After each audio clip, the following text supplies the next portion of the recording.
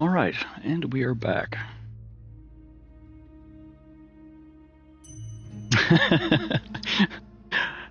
Y'all are gonna have too much fun with that. It makes me happy. That's where all my channel points are gonna go. You guys probably rack them up because usually too busy playing D&D. All right, so last week. It's either what or what? Either bonk or drink.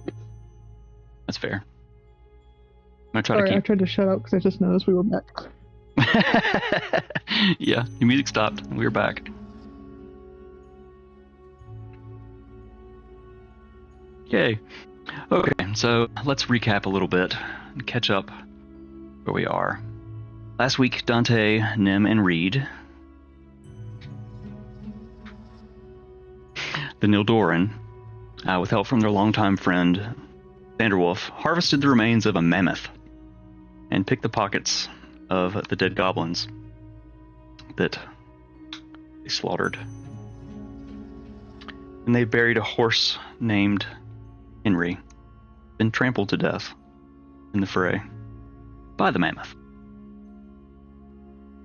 You rested and consoled Angela over her loss of Henry, and then you took some stock of the supplies that you had in the bag of colding and found that many of the creature parts and meat from early in the adventure. Oop. So sorry. Everything broke. There we go. Oh no! That many of the creature parts and stuff from earlier on in the adventure had spoiled. Upon pulling out the heart of the young red dragon, Izai the Dread, you pondered over it and eventually cut it in half, what Dante did, finding a small red corcorda, or the dragon's heart gemstone. Eating a hearty breakfast of mammoth steaks, and Reed almost dying, trying to eat a piece of the heart.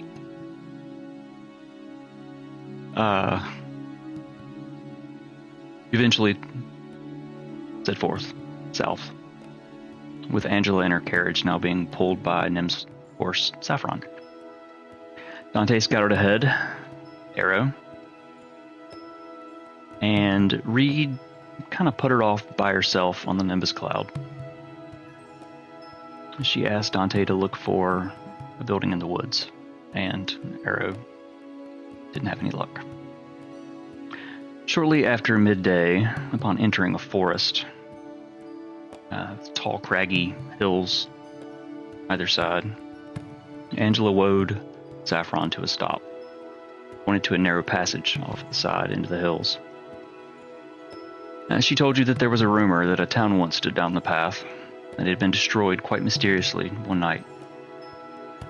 Intrigued, you set forth, finding a halfling town ransacked and overgrown. Moving through, carefully crossing a rotting bridge, and into an old market surrounded by dilapidated buildings, tall cliff faces, you saw movement. It was a three-legged toad, very grumpy, while it talked to Reed.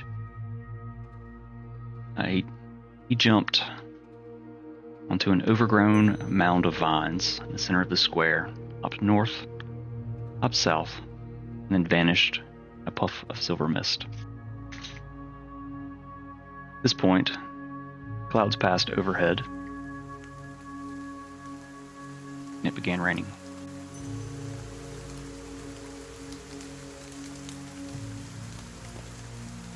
The strangeness of it all reminded Nim that only weeks ago, Angela had told her and Reed that should they discover a toad that behaves this way, the treasure is near.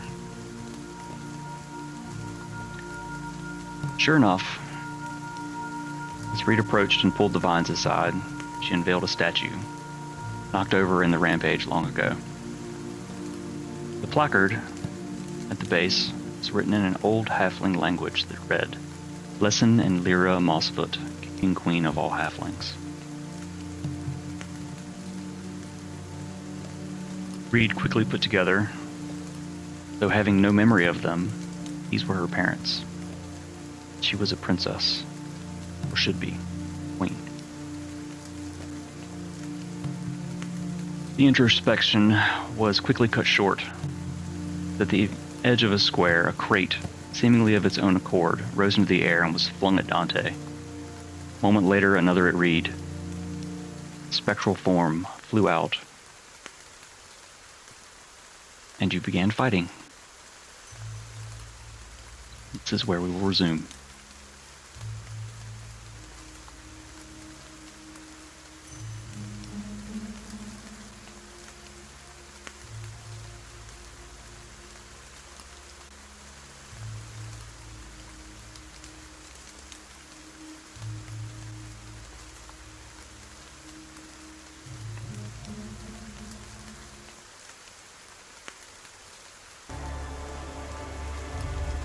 So, I think we fought one round last time.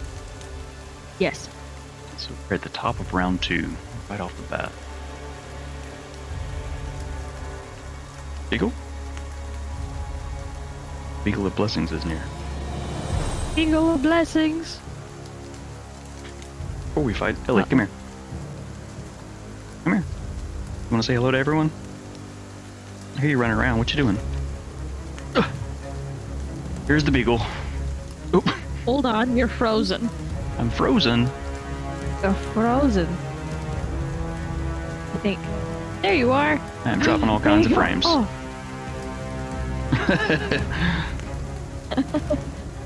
So I have a Beagle of Blessings emote, and I think it's still pending. So it should be here next stream. And she's hanging out for a minute. Look at the good. You want to get back down? Oh. All right.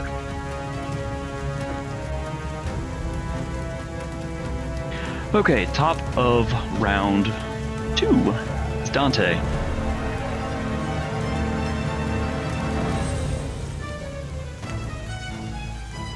What would you like to do? Oh. Don't dial me.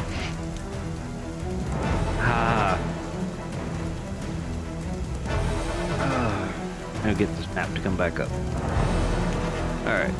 So the only thing we see at this time is this one that's beside Reed here, correct? Yes. Okay.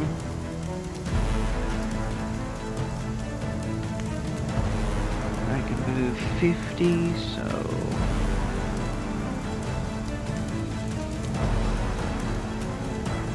Hold him. Actually, I don't think Wolfie Dante can. Wolfie Dante not, but Wolfie right, Dante you are is in wolf going form. to take. Yes, at the moment. But I'm gonna take 10 steps back this way. And seeing the fact that Wolfie Dante is not gonna do so much, I'm going to. We never really put in how I would change, what I would do to change back. You know, I grab the amulet when I change from Dante to Wolf. What do I do when I grab from Wolf to Dante? Lick my nose. You probably just think about it real hard. Okay, and I well, think to shift thinking back, it's a bonus action.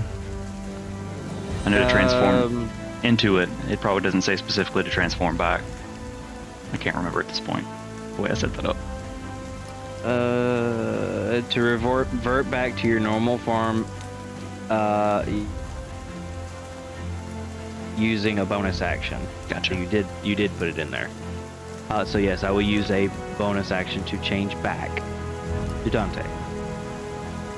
Right. Lick your crotch. All right, let me. I think your token's still on here. It's just hidden. Move it over. Hide it.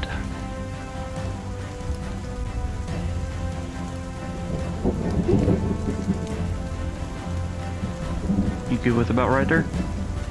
Yeah, that'd be fine. I think that's enough for what I'm doing. Let's see. I need at least. Oh yeah, that's more than enough. So with that, I can't use an action then, right? Because I did a bonus action. No, you still have an action, which means if you attack, you can attack twice. Like by Okay. auto mod, 6 words. Yeah. We have to approve or disapprove that. I'm talking about a dog, so it's approved. Okay. All right. So with being back in Dante, I will take my bow out, draw an arrow to aim at the figure that is near Reed. Okay. This one here. Wait, make sure I got the right one. Yes, I do. All right. You're struggling. So I roll a d20 plus. So 15 plus 11 is 26. 26. 26 will hit.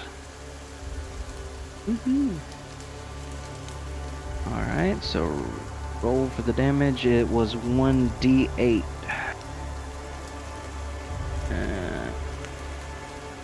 You That's- transform. Quickly draw an arrow. Shoot it directly at its And- face. 1 plus 7, it would be 8, so 8 damage on the first one. The arrow strikes its face. Seems to move through it. Doesn't do as much damage as you thought it would.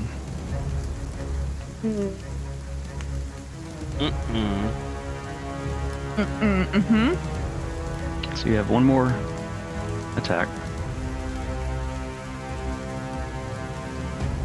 Oh, yeah. Arrows aren't going to do anything.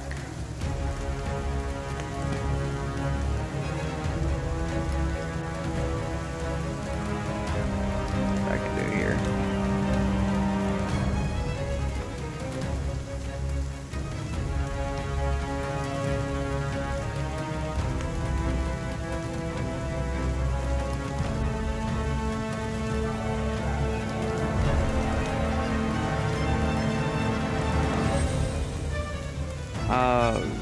I'm gonna, instead of using a second attack, I'm gonna mark him with Hunter's Mark.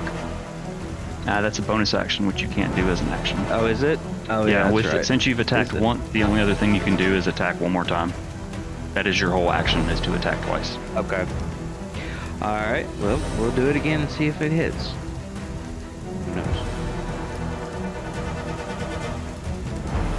That's 15 plus 11 is the 26. That will definitely hit. Okay. And Quickly draw 6 another arrow. plus 7, 13. 6 Then, plus 7. Then roll another d8. Oh, again after that? Oh yeah, I forgot about that. I did not. I'm finally learning and remembering your character stuff. I rolled another 6. So what was the first number? Okay. First one was. Thought you said you were remembering. No. First damage number was 13 because it was a 13. 7 and a 6. Gotcha. And then the second D8 roll was a 6. 6. Okay, so 19. Yes. Again, it passes. It hits it, and then seems to pass through. Not doing nearly as much damage as you thought. Well, that's all I got, guys. It's up to you now. Arrows don't do squat for it. All right. Next up, you were still on the Nimbus, correct? Yeah, Okay. I'm just getting.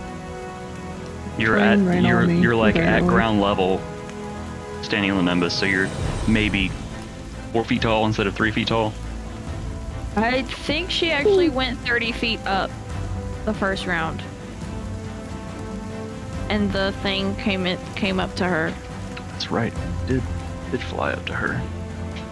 Yeah, I have a note here. 30 feet up. Okay, so you're 30 feet up in the air. This creature in your face.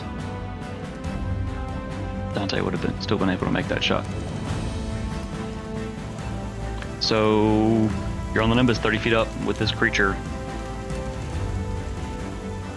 This ghastly looking creature.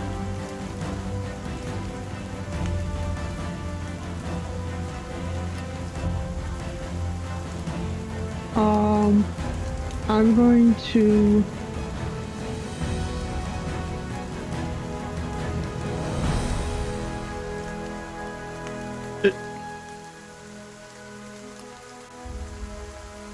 He's been summoned.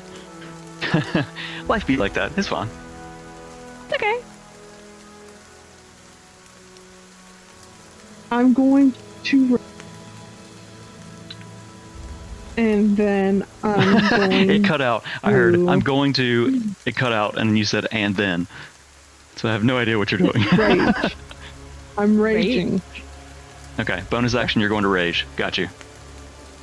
Then I'm going to use some movement. I'm going to go ahead and take that opportunity attack and back up, and I'm going to fly down to 10 feet off the ground. All right, let's see. As you try to move away, it tries to reach out and grab you.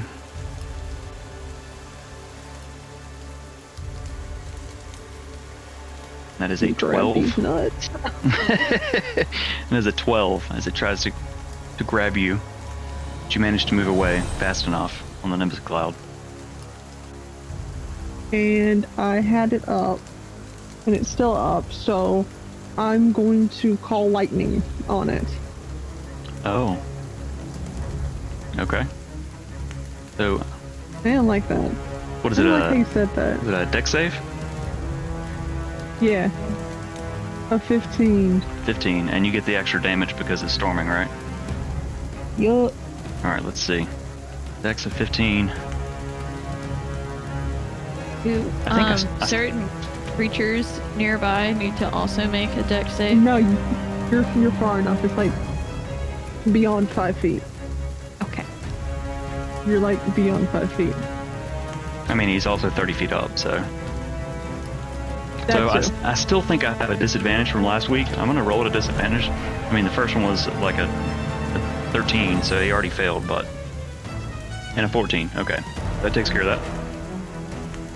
So he's got to take 5d10 of damage. So you may want to roll that one digitally just because Yeah. it's so many dice. I'll pull up the game log.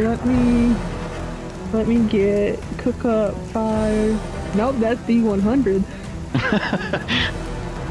Pull it. I just did. 5d10. All right. 25. So as you roar your halfling form in rage, you fly away and he reaches to grab you, kind of duck your shoulder out of the way, and you reach up to the sky. You pull down A burst of lightning crashes into him, threw him into the ground, Forking it. cracking away. And this too doesn't seem to do much damage as you thought it would.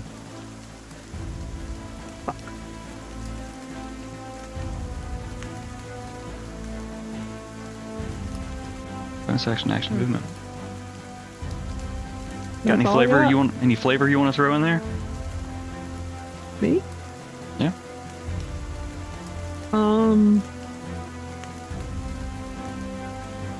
You're a bitch. He just kind of roars at you. All right. Next up.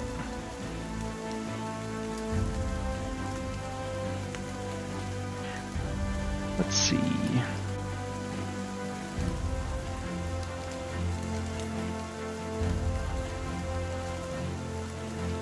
Too many things. Come on, brain. You can do it.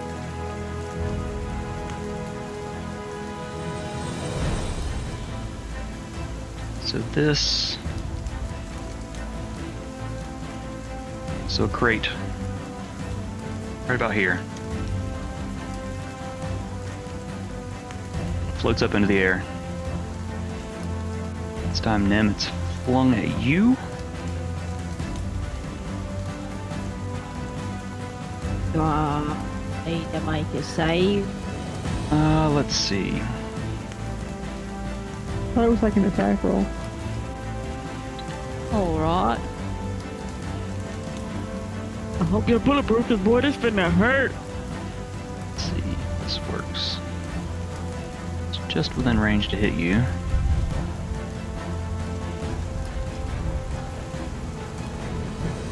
So that roll an attack roll is a dirty 20.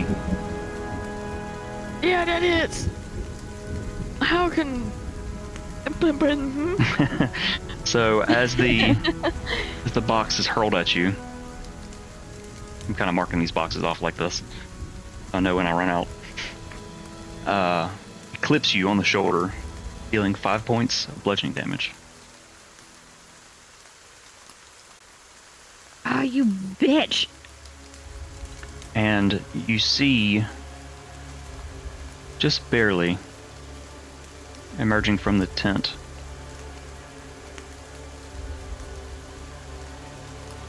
the rain kind of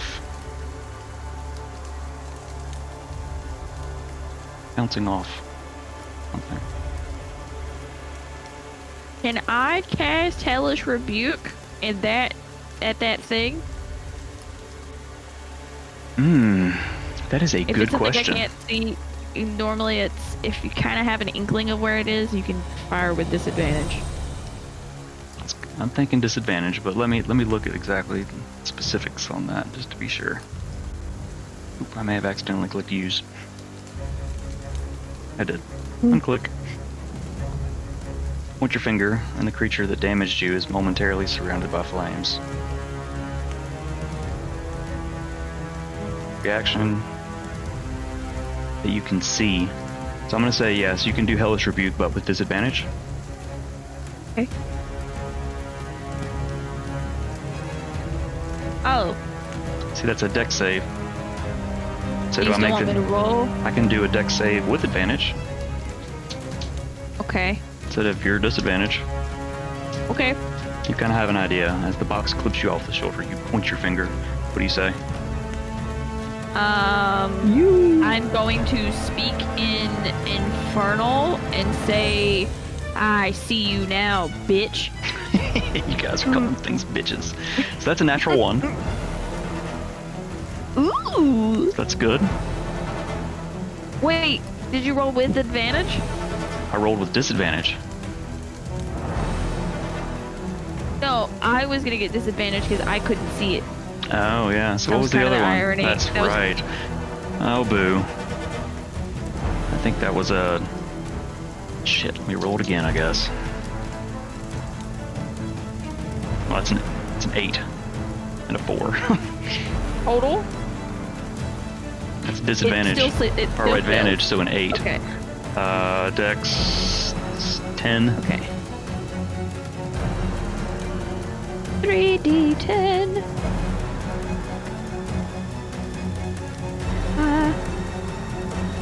8. 16. Be 25 points of fire damage. So you see the fire blasting through the rain, the drops evaporating. It goes through, and you see it collide with something, and then dissipate very quickly. You see a flicker, the shape, and it disappears again. And it's not technically my Oop, you cut out. turn, but can I shout that it's over there? I said I know it's technically not my turn, but can I shout that it's over there? Okay. I mean, you It's over kind there, of it's in the tent.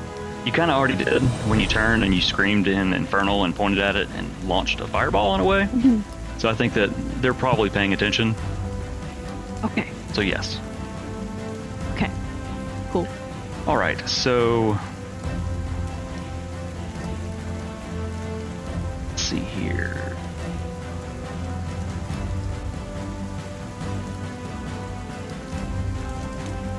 Now, range calculations.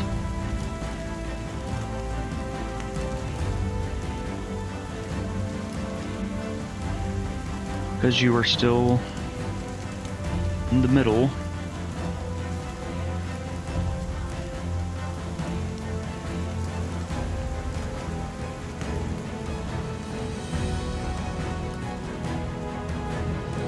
So I need you to make, Nem, I need you to make a charisma check. Oh, wait, I'm sorry. I need you to make a strength check. Oh. Okay.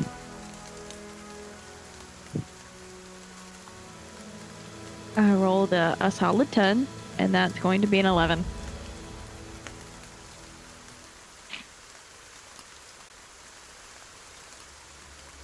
Okay. Oh. It's a strength check, right? Straight strength check. Oh no! You feel ghostly hands wrap around your arms. You suddenly feel yourself be jerked Ah! 30 feet straight up in the air.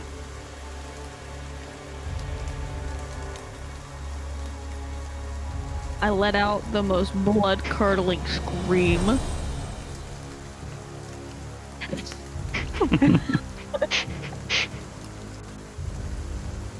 Alright, so I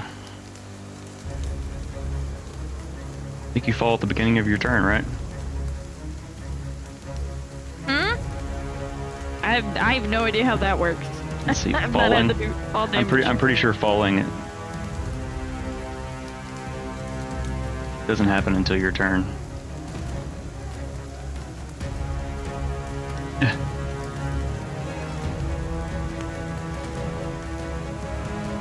I really should have studied this. Might be. We're learning as we play.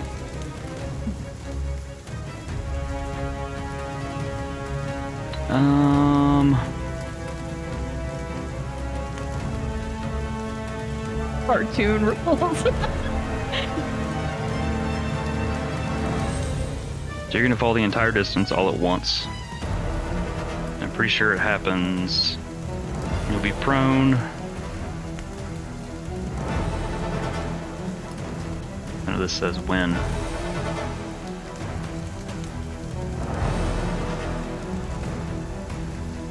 I'm gonna say you fall at the beginning of your turn.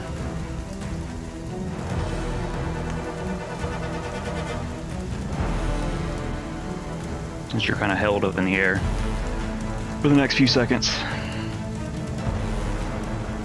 And let's see, that takes us to the next. And you are like face to face with this creature in the air now. So you fly up in the air, As you fly up in the air, this creature's going to reach out. In that moment, as you reach the height, grab your shoulder.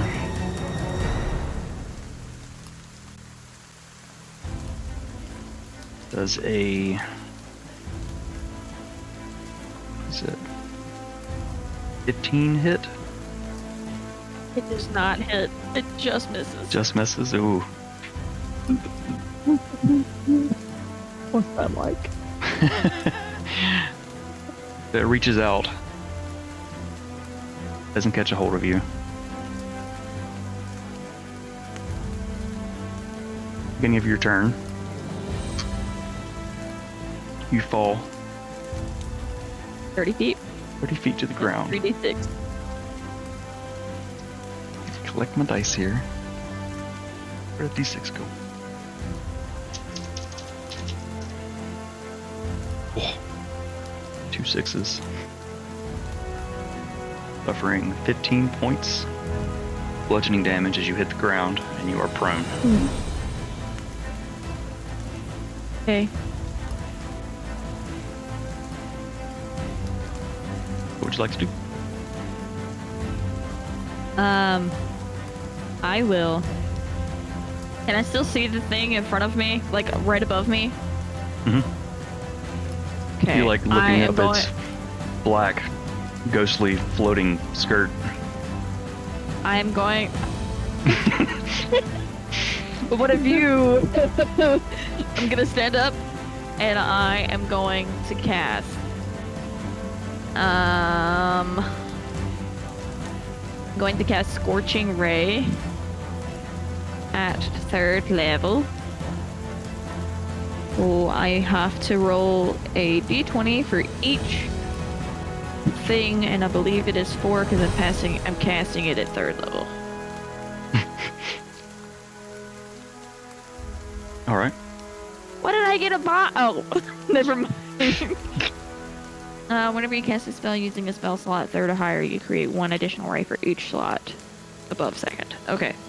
So for this first, that's cocked. Cacked. It's a 14. 14 will hit. Go ahead and roll Okay. all your attacks.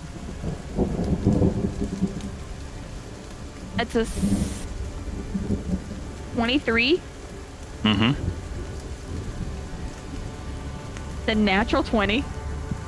Oh damn. Damn, that's a crit. And another 23. For 23, so they all hit. Okay, so on the first one, it was... That's 10 on the first one. That's 10 fire damage on the first one. The second Okay. one was a 23. That's another 10. The Okay. third one was the natural 20. So what's the maximum possible damage it can do? 12. 12? Okay, now roll damage again. Or just roll damage for it and we'll add it to that.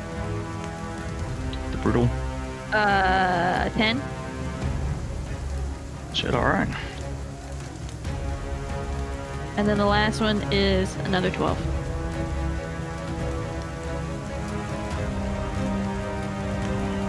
Alright. As you look up and you unleash these scorching rays of fire. They're made of fire, right? Yes. Okay. Purple fire spirals out of your hand upwards. Each of them slam into him. Bright, flashing light.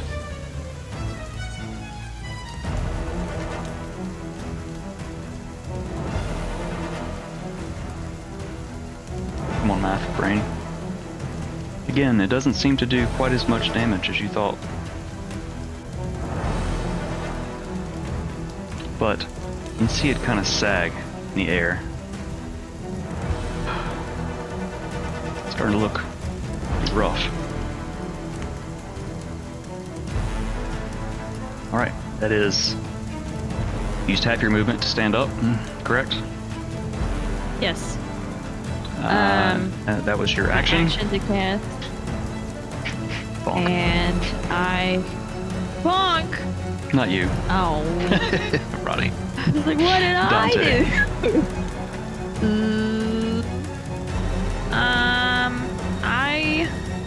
I will stay there. That's all you got? No bonus? I'm gonna save it. You're gonna save it. Gonna save it. All right. Don't want to use my spells right now. Wait, Takes- he's 30 feet in the air, right? Correct. Can I move 15 feet and then that's it? Yeah. Use the rest of your movement. Yeah, absolutely. 5, 10, 15. All right. Brings us Okay. to the top of Now round that's 3. better. Dante, what you got? 3.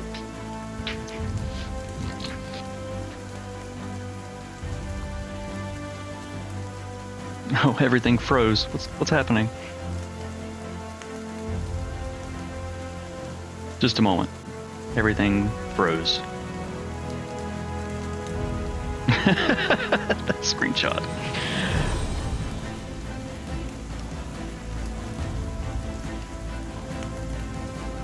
Yeah, everything froze.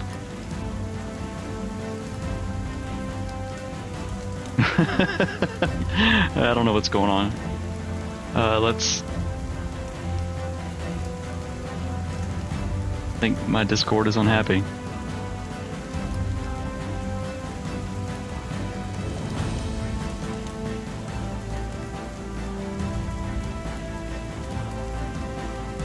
Huh. I don't know what's going on. Let me try switching scenes. Give us 2 seconds. Sorry, y'all. Like it. Discord looks fine.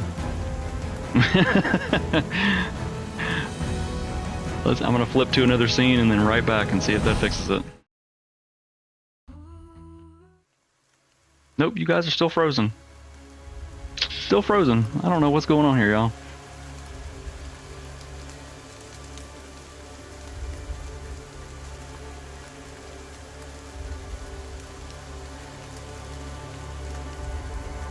Alright, give us 2 minutes. Enjoy the music.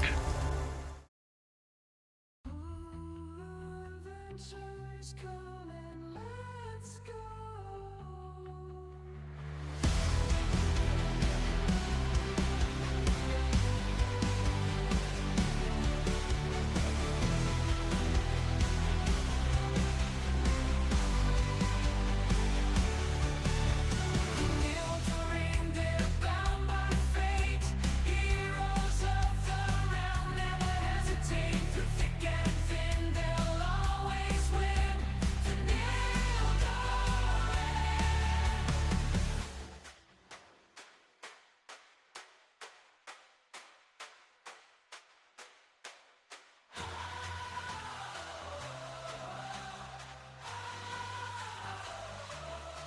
The Nildorin.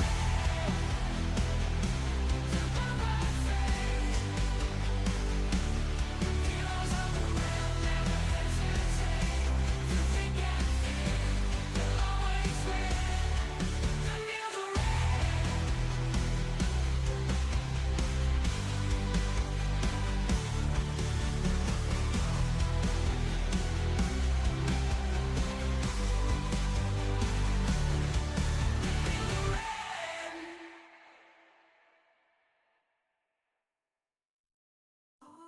Adventure is calling, let's go. In the heart of the forest where the shadows play, the lumbermen gather at the end of the day. With axes and swords they earn their renown. With a cheer and a shout they cut the trees down.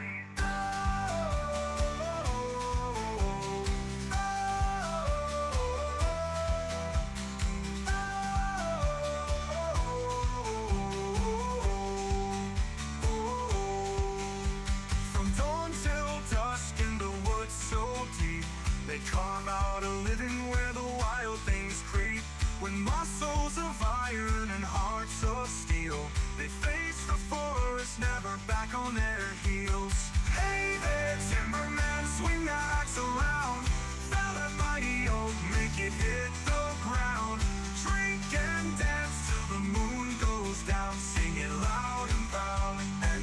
that sumbitch down.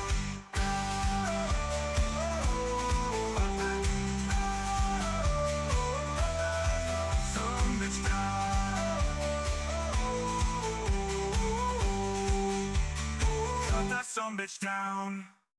Sailing from the shores, a group so bold the Nile true. Legends we're told with dice in hand. We set sail with glee on a quest for treasure for all to see. In the darkest depths we face our fears, battling monsters, shedding pirate tears through ancient caves. We search for the key to unlock secrets, to set our spirits free. Yo ho, the Nildorin chants. Together we sail on a quest so grand. Yo ho, unite we stand for the Nildorin's tale. Forever will expand.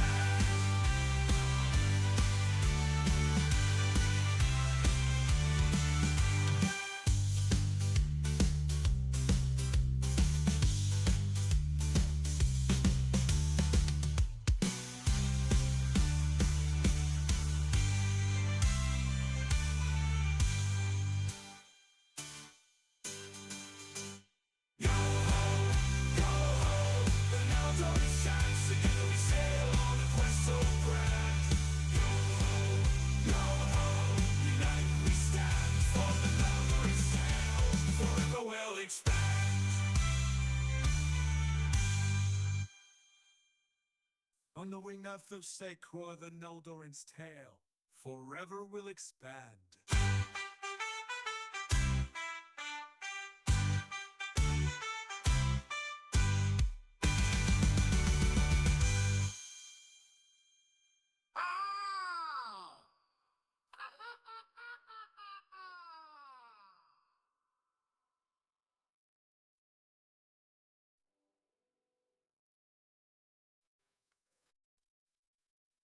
Adventure's calling.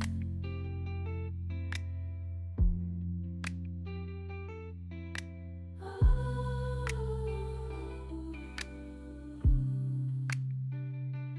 Nildorin, they're bound by fate.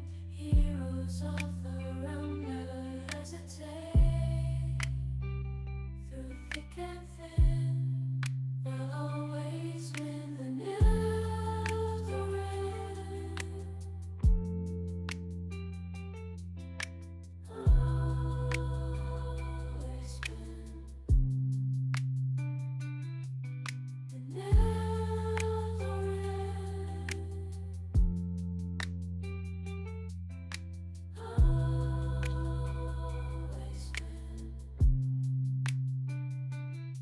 Just calling.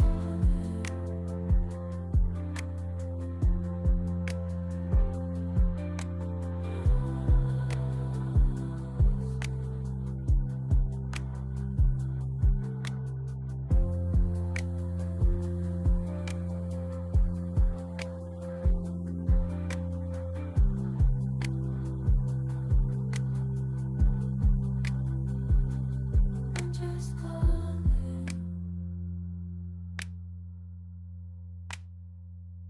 Adventure's calling.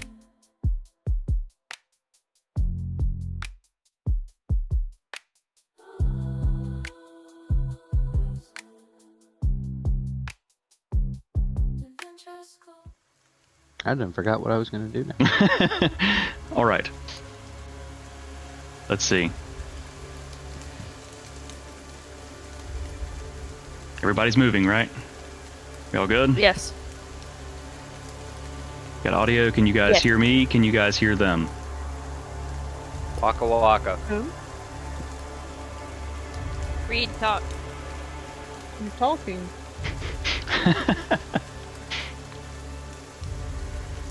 Yeah. There's a delay.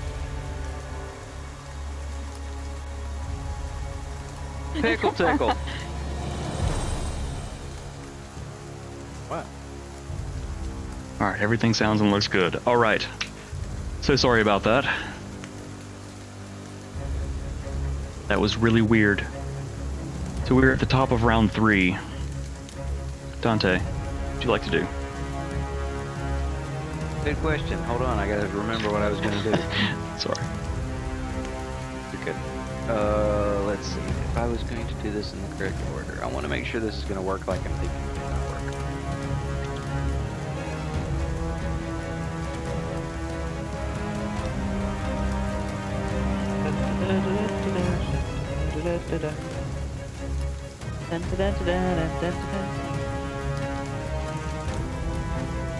Okay, so cool.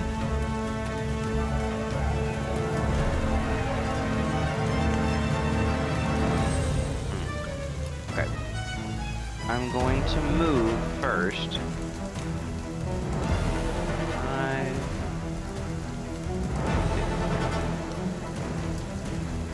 Dante is going to move here. 5, 10, 15.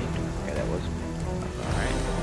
And then, if I've calculated this correctly, Mr. DM, you can double check around me, but I believe I'm in, if I'm looking at a 30-foot radius, it would cover, oh yeah, you took the pen away, never mind. Now you can actually do this now, which is cool. And it actually measures it. Ah. So show that's a 30-foot radius. Okay. Wow. That's what I needed to know. I love this. I love these new tools. Leave it that color, by the way. That would be perfect. Because where I am standing, I will grab my book out of the back of my quiver. Okay, so now the map's Grab not my up. gilded helm. Now the map's not updating. Oh, are you kidding me?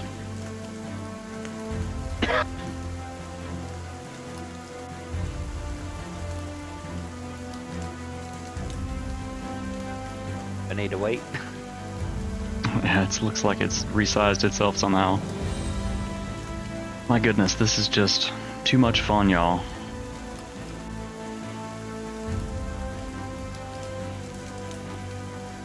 What is going on here? Like, what is going on?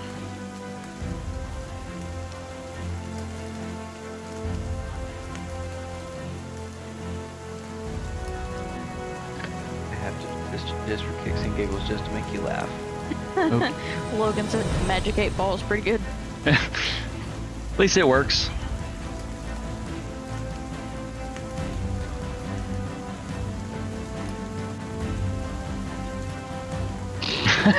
That answered truthfully.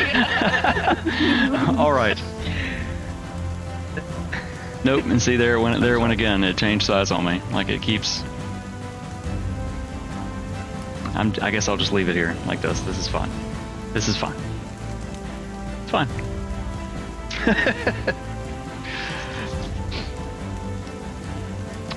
Okay, so Sorry. you cast spell. Yes, I cast a Circle of Power Okay, what does that do? from my book. Divine energy radiates from you it's a concentration of up to 10 minutes in a 30-foot radius. It's distorting and diffusing magical energy within 30 feet of you. Until the spell ends, the sphere moves with me, centered on me. For the duration, each friendly creature in the area, including me, has advantage on saving throws against spells and other magical effects. Additionally, when an affected creature succeeds on a saving throw made against a spell or magical effect that allows it to make a saving throw to take only half damage, it instead takes no damage if it succeeds on the saving throws. So it's protection from magic. Got you. All right. We are protected for magic now. You took your tome out, and the water doesn't even seem to be affecting it. You cast the spell from it. This circle of energy Bibbity bobbity boop. surrounds you.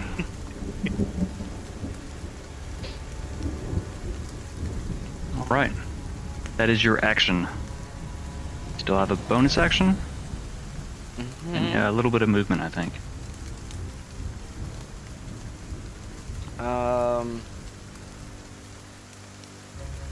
As my bonus action, I can do this as a bonus action, right? Yes. Yes, I can. I will cast Hunter's Mark on the unfriendly figure we have? You've already cast it on him once, so you can't cast it again. I think you cast it last I turn. thought before I. No, I think I didn't. I don't. Oh think yeah, you let me do it couldn't I because used the- that's right. because Okay, I yeah, had used the bonus action to change back. that's right. You're right. So much has happened, and my brain is now fried. I need to fix that. You're good. You're good. We Hunters. work together. Gotcha. Noted, so I don't forget. All right. And that is a end, yes, for me. All right, Reed, what you got? Okay, I'm going to drop Call Lightning, and I am going to cast Flame Blade at level 4, Oh shit. Okay. and I'm going to fly up and I'm going to shove it in its tank launch. Yelling.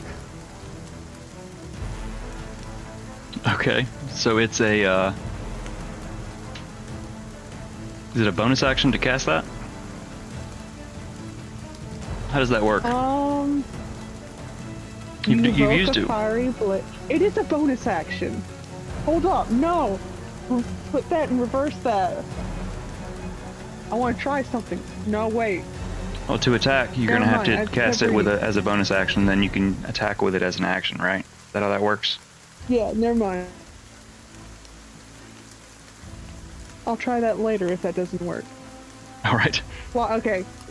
Continue with shoving it in the tank wad. They can't watch. Hashtag villain booty hope. All right. So you need to Nice. make what is it? A spell attack roll. Yeah, +7. All right.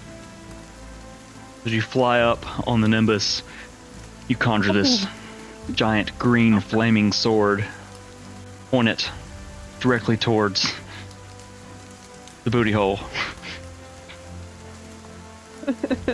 What did you roll? And a 22. Holy shit. Damn. Yeah, that's gonna hit. Not a natural. And it is 46 fire damage. Okay. And he's gonna, well, and it's just, just lighting up, insert 46. The booty hole He's- brigade strikes again. Bonk. Waka waka. Yeah. No loop. That is 15 points of fire damage. I rolled 2 6s. So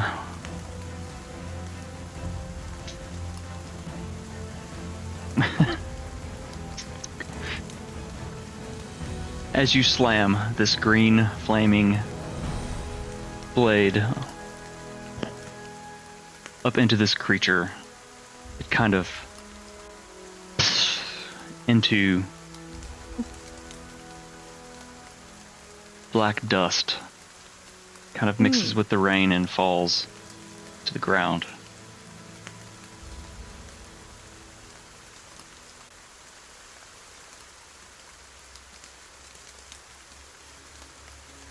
To the Tarkin.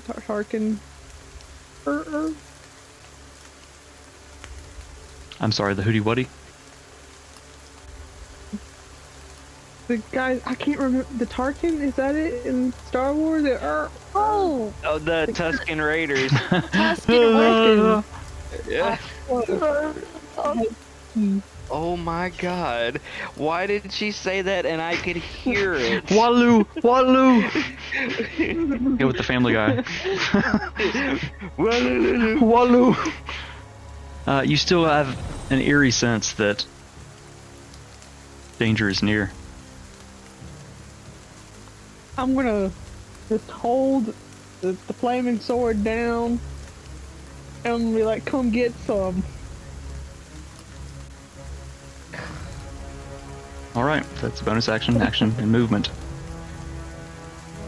Got anything else? Nope. Reed, not the royalty you wanted, but the royalty you needed. So did you moved up to the creature? Did you move away, or did you stay where it was, 30 feet up? Hold on. I'll fly back down. Yeah, I still have enough movement. Okay, Still have so like 20 feet. you're talking about where you want it to be. I'll put myself there. Sure put me in the danger zone. Yeah. I can't think it, but it's in my head now.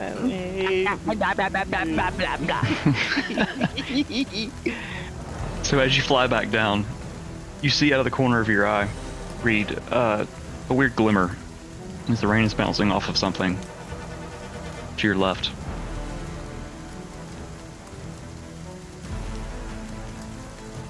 And it appears just briefly, or it disappears again.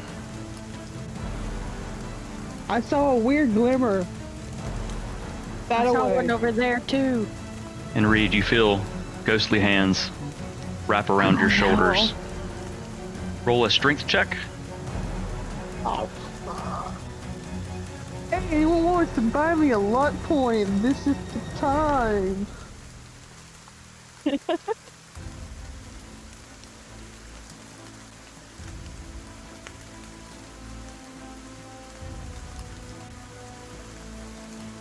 Arian.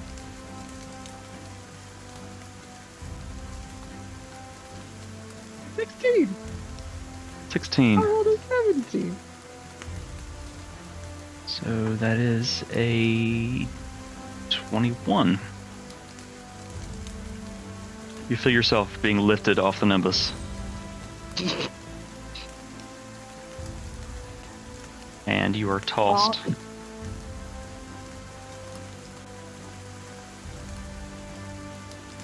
over Dante, and you land in the vines. Suffer I'm raging, so half. it's bludgeoning damage, so for 10 feet moved. So you moved about 20 feet. So you suffer 3 bludgeoning damage.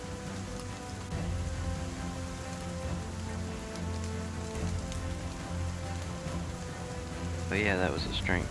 She did not a saving throw. Oh, Someone got a luck. let me give you some luck there, Reed.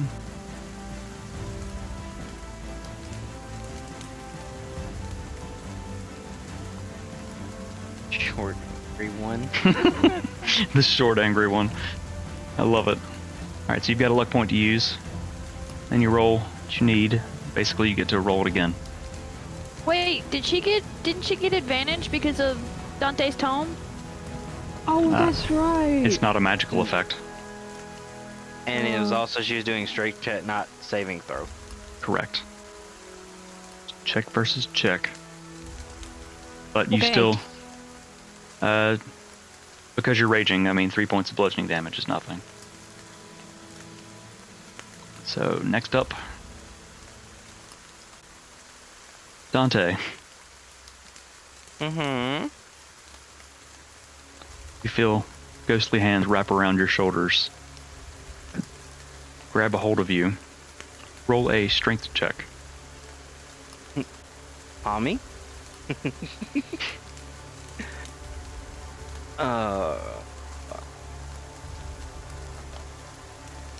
That's a 9.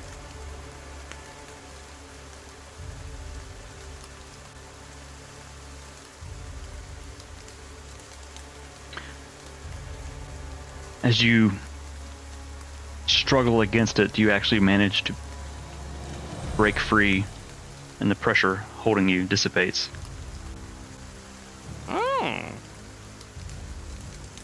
Don't grab me unless you take me out to dinner first, Jesus. Hold on, one thing right quick. Flame Blade was concentration. Do I have to do something? What's your Constitution score? Like just straight up Constitution. Yeah, like what's your 14. modifier? Like +2? Yeah, +2 with a 14. 2? Yeah. So you'd beat that no matter what. You have to beat half of whatever the damage is with a concentration check, which is a Constitution check. So Okay. no matter what, even if you rolled, I mean, you could roll a 1. So just go ahead and roll and let's see. Since it's combat, if you rolled a 1, you'd fail. I rolled a 14. Yeah, so you're fine. Okay, I just you- wanted to make sure. Yeah, you still got hit me it. randomly. That's a good catch, the concentration. Very good. Very good catch. All right, so that takes us to the bottom of round 3. Nim, what have you got? Do I see the rain falling around that space I saw earlier with the flicker? Which way are you looking? Over by the tent. Mm.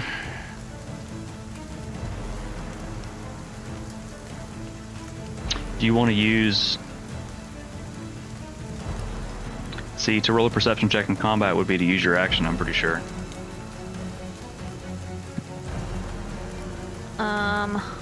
Just generally, probably not. It kind of comes and goes, and right now you can't, unless you wanted to use your action to try to perceive. Then I would like to cast.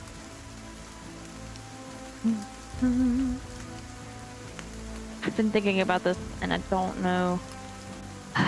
Fuck it. I'm going to cast Freedom of the Winds. Oh shit, what does that do? Wind wraps around your body, tugging at your hair and clothing as your feet lift off the ground. You gain a flying speed of 60 feet. Additionally, you have advantage on ability checks that avoid being grappled and on saving throws against being restrained or paralyzed. Holy shit, that's awesome. When So, you are targeted by a spell or attack while this spell is in effect, you can use your reaction to teleport up to 60 feet to an unoccupied space. You can see if this movement takes you out of range of the triggering spell or effect, you are unaffected by it. This spell then ends when you reappear. That's baller.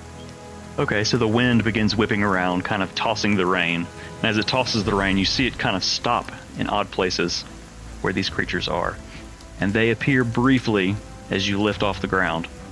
Ever so briefly. You looking? And then they disappear. How high are you going to fly up? I will fly, Nim is flying, y'all. I will fly a full 60 feet. And I will point by the tent and over by where the other flicker were. And be like, Where it were. over there. They're there. So your eyes begin glowing purple as the wind whips around you. I'm picturing just like Storm here. The wind kind of lifts you up and your hair, your braids are being tossed around. You kind of point at both of the creatures. So I'm going to say for the next round they are visible. Just because these things are hard. All right, so that is your action and your fly speed, baller. What else you got? I can't really do much else with my bonus action on what I'm got going on, so I will pass a turn. That's a concentration spell, right? Yes. Okay, good to know. Top of round 4. Dante, as you see Nim, her eyes begin glowing and she begins floating up into the air. The wind whipping around. You see her point. You see these ghost-like creatures flicker.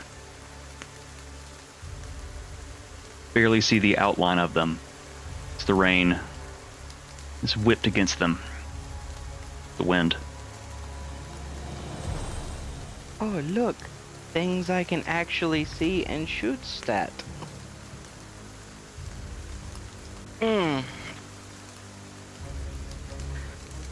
Right.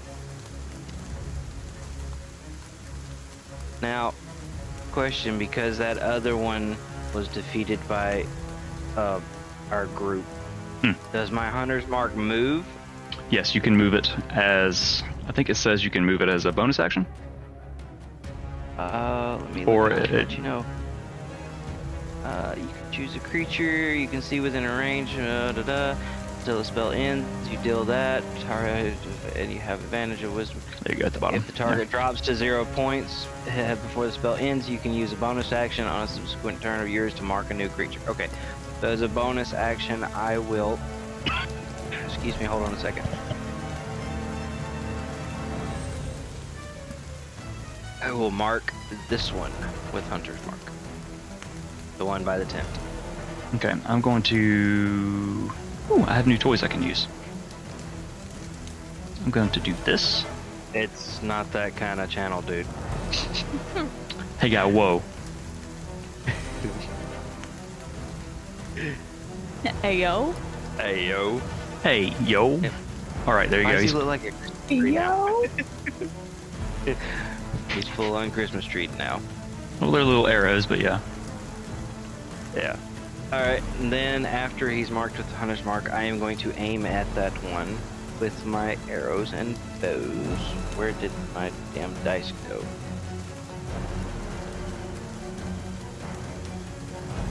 Hang on. There it is. I gotta get the one that I can see. So, that would be a 21. Yep, that will definitely hit. Alright. And I will roll 1d8. Oop, that's not the.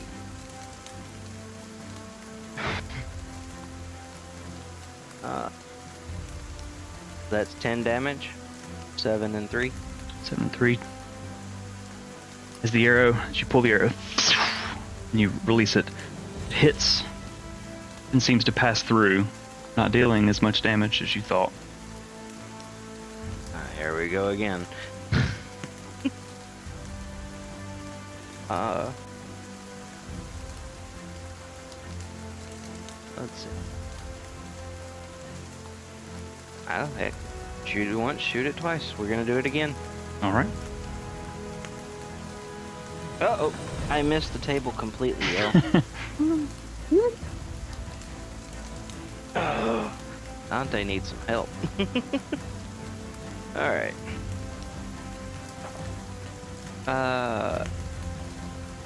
So that one was an 18 plus the 11. That would be 29. Holy fuck, yes, that will hit. And I will do the damage 1d8 first. And that was... Did you add your hunter's mark to the last one? I did not. So roll a d6 real quick. Okay. D6 real quick. Alright. That's a 2. Okay. Alright, now I'll do the damage for the second shot. So it's a d8 plus Do the that. modifier. Yep, that's, okay, so 6 and 7, that's 13. All right, so and then another d8. D8 again. Just straight, no modifier, right? Correct. That's a 4. All right, and then a d6.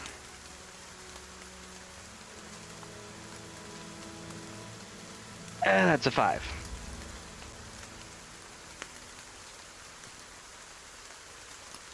You release the arrow, it flies through the air. You see it hit the creature and it flickers a little bit.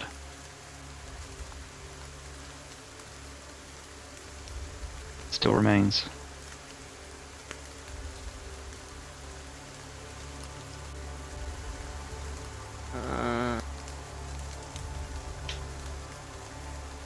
That's all I got.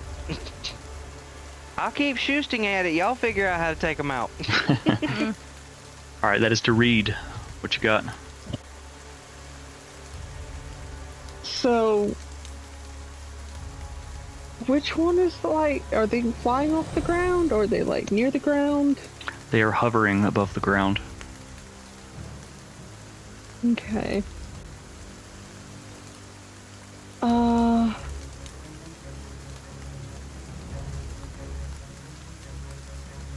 That one is just in range. He's got that. So, I'm pissed that I was flung into my dead parent statue. I'm gonna stand up, shake it off, scream at the hunter mark one, and I'm gonna rush it. And I'm going to swing my flame sword. All right. Roll an attack roll.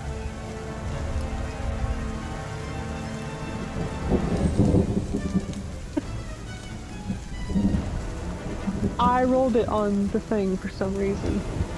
A 23 will hit.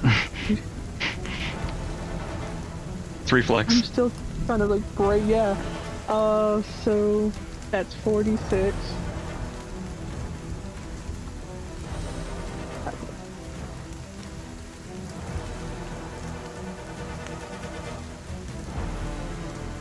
$12 points of fire damage.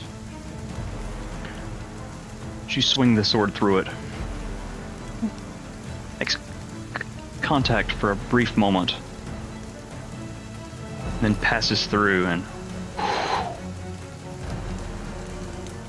creature disappears.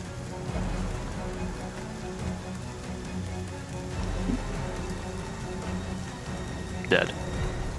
Again. Blah, blah, blah, blah. Not what I Don't sound say like. blah blah blah. Alright, so you had moved half of your movement to stand up because you were prone from being thrown. Yeah. And then you had enough to walk over there and beat on that creature. Just going to leave the hunter's mark there as a reminder.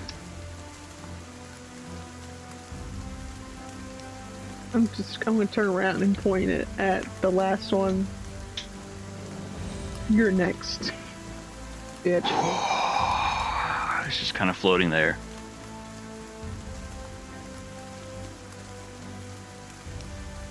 All right. Ooh, cheers. Everyone, let's drink. Cheers. -1. Drink some water, man. Doesn't have to be an I have alcoholic been. beverage. I have been drinking water. All right. So, Dante, again, you feel these ghostly hands wrapping around your shoulders. Roll a Not strength. tonight, honey. I have a headache. Roll a strength check. I think with your spell, does that? It's not magical. Does it help you with just regular checks? It says it's just for that it has advantage on saving throws against spells and other magical effects. Okay. So Saving this throws, is not non-magical. So.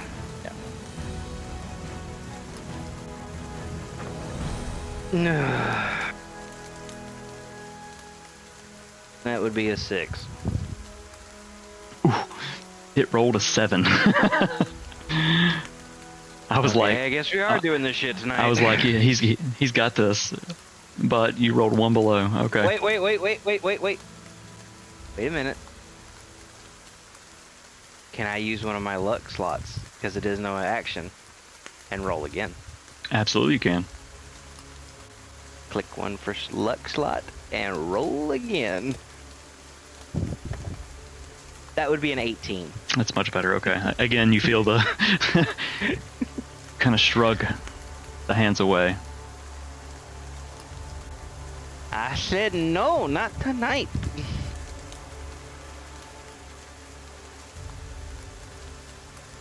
Gotta love that little look.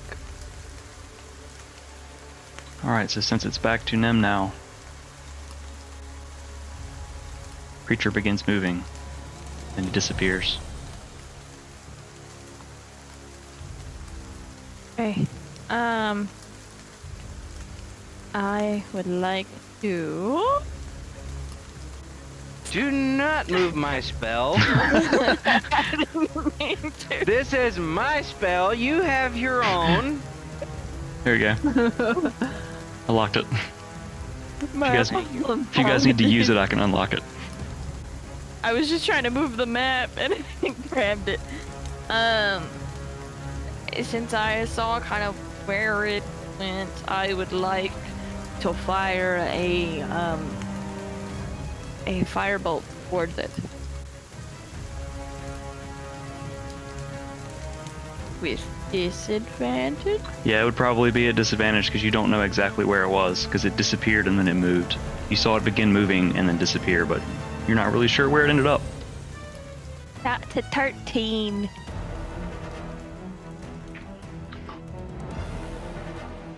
A 13 will hit. Okay. So roll your, as you purple fire engulfs your hand, you fling it as it flies. 2d10, so that is a 11 points of fire damage.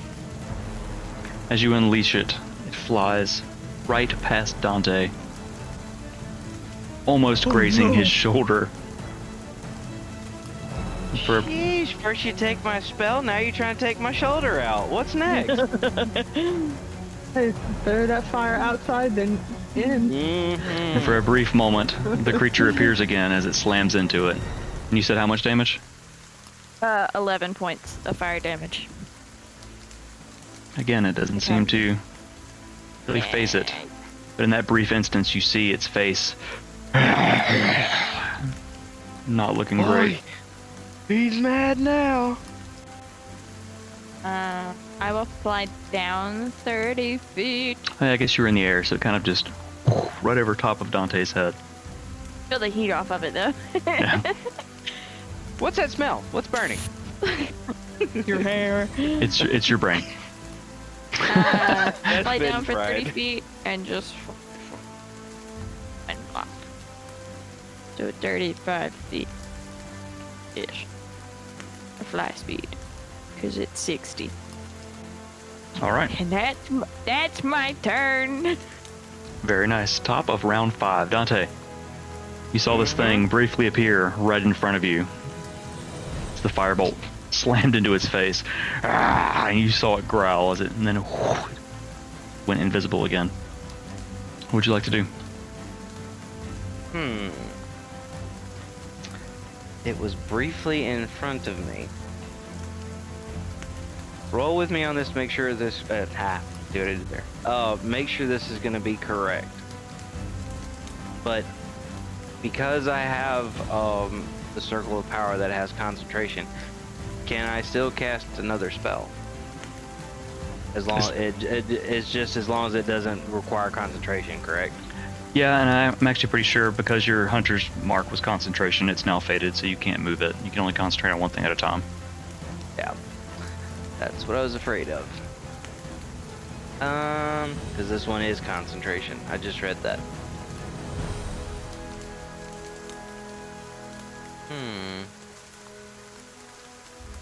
You know what? Just for kicks and giggles, I'm going to do that. So I'm going to stop concentration on Circle of Power. And as one action, because that's the casting it says is one action, I'm going to cast Flame Arrows. And it costs me one action, it is touch, and it is concentration for up to 1 hour. I touch the quiver containing arrows or bolts. When a target is hit by a ranged weapon attacking using a piece of ammunition drawn from the quiver, it takes an extra 1d6 fire damage. The spell's magic ends on the piece of ammunition when it hits or misses, and the spell ends when when 12 pieces of ammunition have been drawn from the quiver. Okay. So, draw an arrow. Yep. And then I get ready to strike him. So roll an attack roll with disadvantage. Okay. That's where I roll 2 d20s and take the lower, right? Right? That's correct. Okay. That's 19 and a 10. So I'd still add my plus 11 to it though, right? So that's Yeah. 21. Despite the odds, you will still hit. So you draw the arrow and it bursts into flames, and you draw back, releasing it. So do the 1d8 damage first, and then the others. Correct. Okay, 1d8. That's 4 plus 7. It's So 11. 11. Mm-hmm. Okay, and then it would be, what did it say? D6. Because this one hasn't taken any damage yet either, has it? Yes, it did. Yes, it did. So I need to roll another D. Man, I got too much crap. 1d8. That's 2. So that's 13 total now. Okay. And then now I roll the D6 for the for the flame. Thunder crackles overhead. Shush you. That hurts. F1. The 14. Yes. You draw the arrow and it bursts into flames. You release it, and directly in front of you, sticks into this creature's face. How do you want to do this?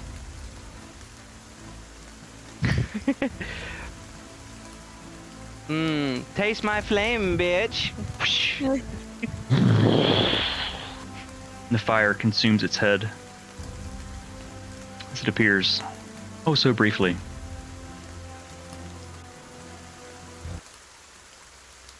And falls to the ground, dissipating.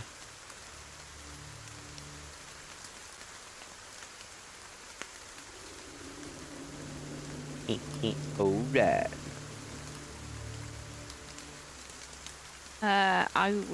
Are we out of?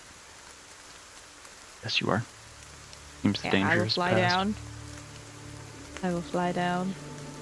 Okay. Good shooting there, Tex. Thank you. Thank you.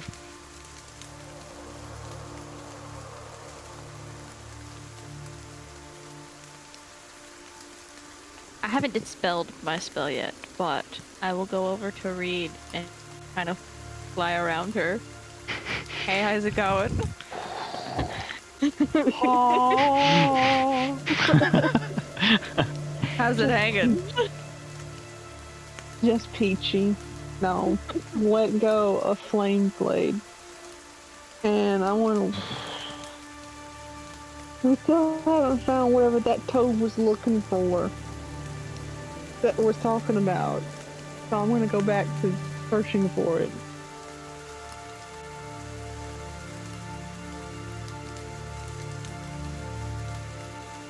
Okay, where are you searching? What are you doing?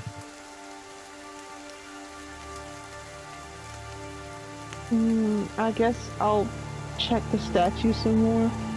Because I just really only looked at it until there was a box rudely thrown at my face. I believe it was me first too. Yeah. Kinda did hit your doggy companion in the back of the tail. So roll an Oh, she's investigation looking check. over there.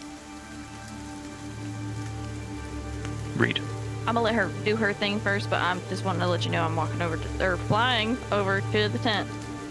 You're close to the ground. You're kind of touch and go, because you're new to flying. But you're 19 hovering. straight up. What do I have a feeling we hear them going, whoa, whoa, whoa, how the hell do you do this? Like the Mark 1 Iron Man suit. Yes. Or Mark 2, 3. Nim Mark II. Yeah. She built it in a cave with scraps. The Iron Nim. Ching. But it's purple. Oh, Ooh. awesome. Reed, as you begin pulling the vines away, you uncover the statues entirely, seeing the faces of your parents for the first time that you remember.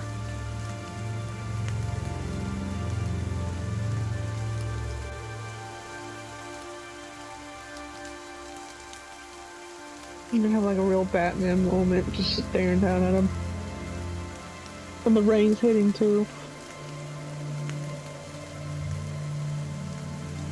Your blue ribbons kind of soaked up the water from the rain and is kind of sagging in your hair. Your hair's matted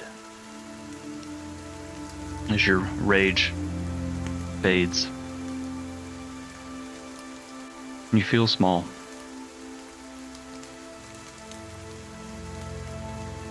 Watching the water run down the upturned faces statue. And you wonder if there's any real treasure here at all.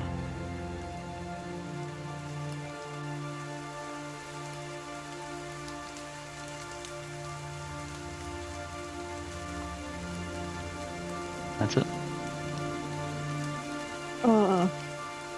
I'm gonna pick their faces up and like sit them up on the base of the statue. Okay. And then what I got? Is there like a flower? Oh, ish adjacent? A dandelion? Oh, look, a dandelion.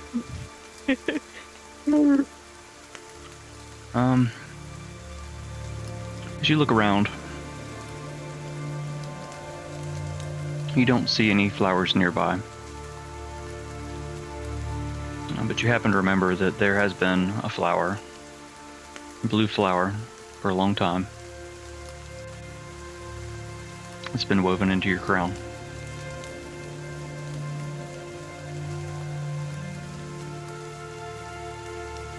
Huh?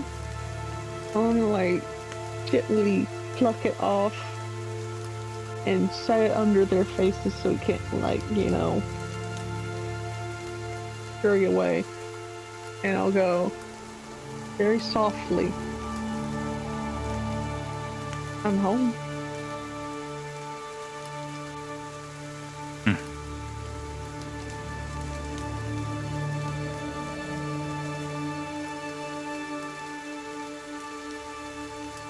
All right, Nim. What are you doing? I am investigating the tent. As you poke your Letting head, Reed have for a moment. as you poke your head inside, you look around. Roll an investigation check.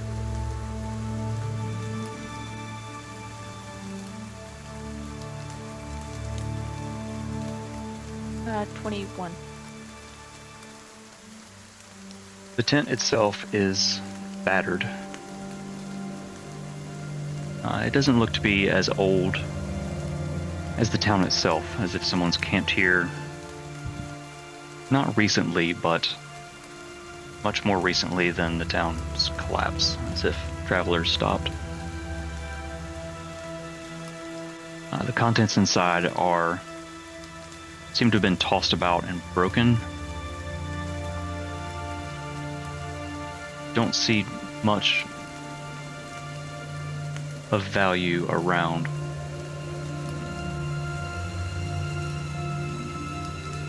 As you are you gonna like turn back around? Yeah, I'll back around and walk out of the tent. As you turn back around, you take a couple steps and you hear a loud crunch. You look down and you see a skeleton. Grass growing through the bones. Does it look to be a human-sized humanoid or a smaller make like gnome or dwarf?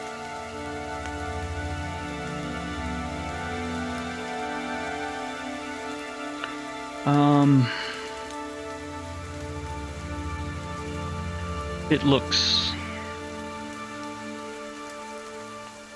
What does it look like?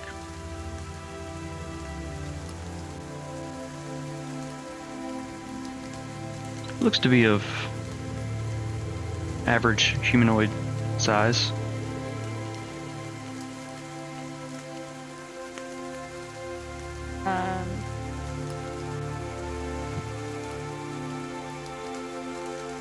Sound bad. Is there anything near it, like of interest, anything shiny? I'm not gonna rifle through it, I'm just looking. Roll an investigation check.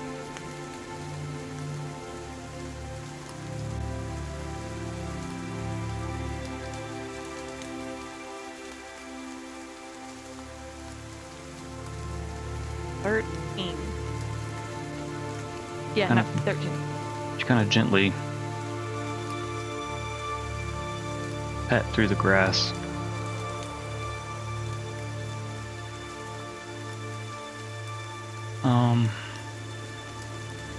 Find a small pouch with jingles a bit as you pick it up.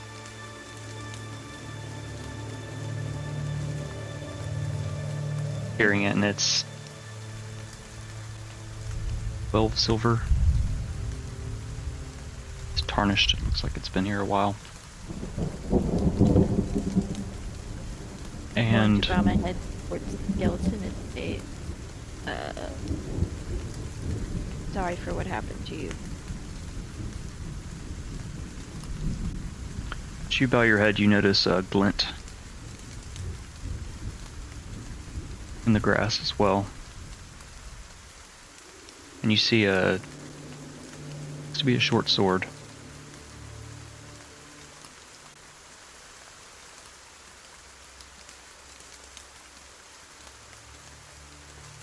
I will pick it up and got it while walking back to As you walk, looking at the sword, surprisingly, it's not rusted. There seems to be some kind of black substance along the edge of the blade.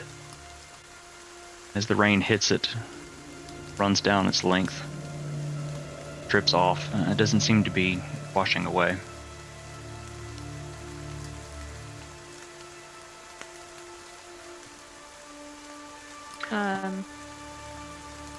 Continue. Sorry, go ahead.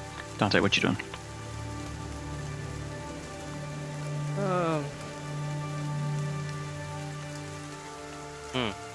Question.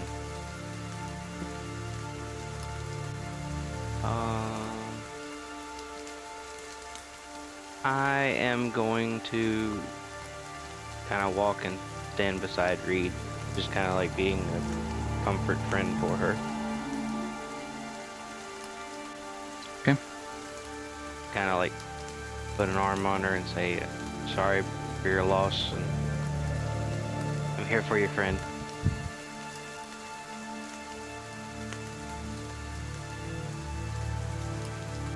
Well, geez, don't everybody speak at once, my God! I'm just letting the moment settle.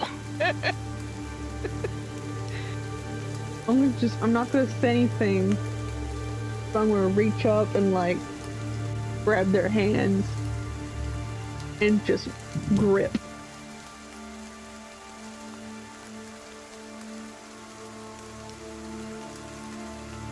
You stand there. Three of you stand there together.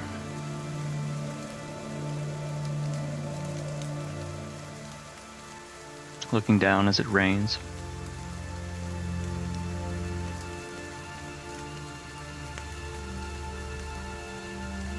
You're quiet.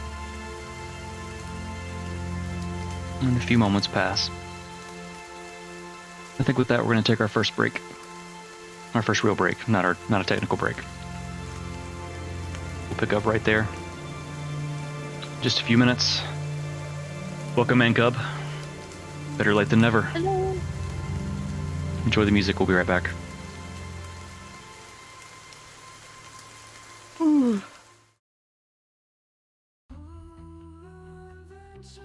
is calling, let's go.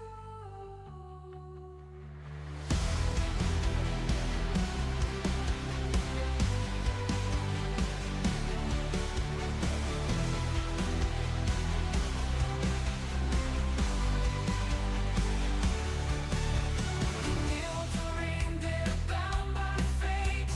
Heroes of the realm never hesitate. Through thick and thin, they'll always win. The Nildorin.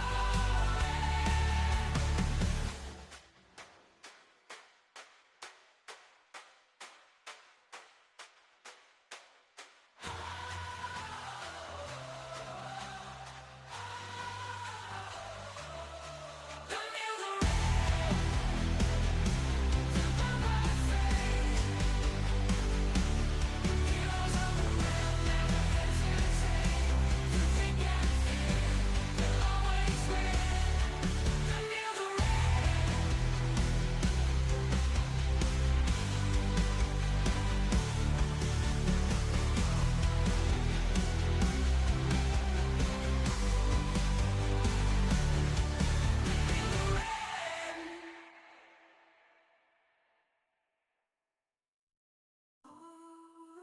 Adventure is calling, let's go. In the heart of the forest where the shadows play, the lumbermen gather at the end of the day. With axes and swords they earn their renown. With a cheer and a shout they cut the trees down.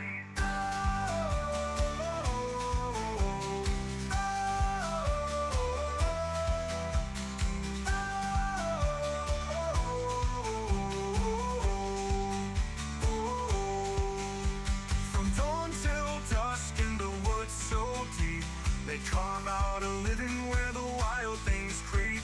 When muscles of iron and hearts of steel, they face the forest, never back on their heels. Hey there, timberman, swing that axe around. Fell that mighty oak, make it hit the ground. Drink and dance till the moon goes down. Sing it loud and proud, and I cut that sumbitch down.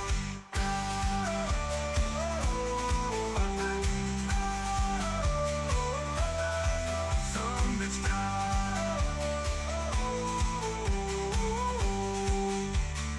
Cut that sumbitch down. Sailing from the shores, a group so bold the Nile true. Legends we're told with dice in hand. We set sail with glee on a quest for treasure for all to see. In the darkest depths we face our fears, battling monsters, shedding pirate tears through ancient caves. We search for the key to unlock secrets, to set our spirits free. Yo ho, yo ho, the Nildorin chants. Together we sail on a quest so grand. Yo ho, unite we stand. For the Nildorin's tale forever will expand.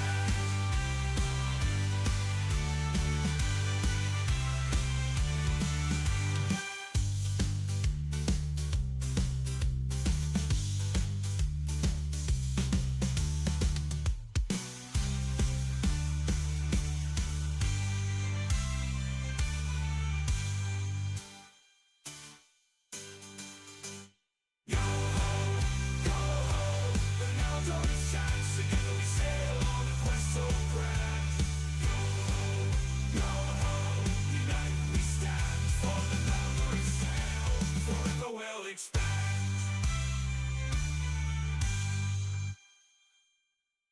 On the wing of the sacred, the Nildorin's tale forever will expand.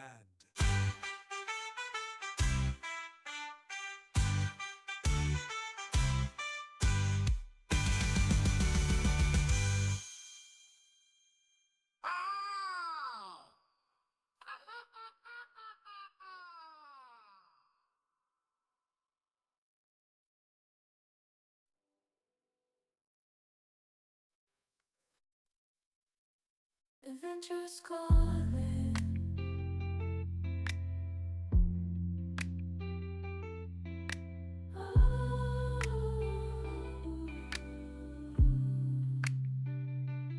Nildorin, they're bound by fate.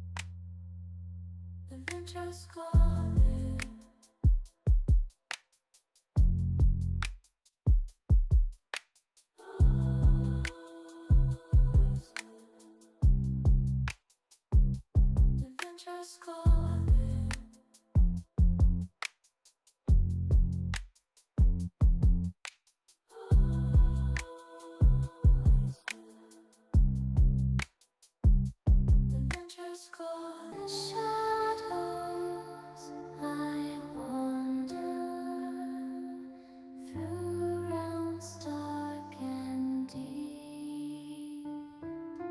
Dante the ranger, my secrets I keep.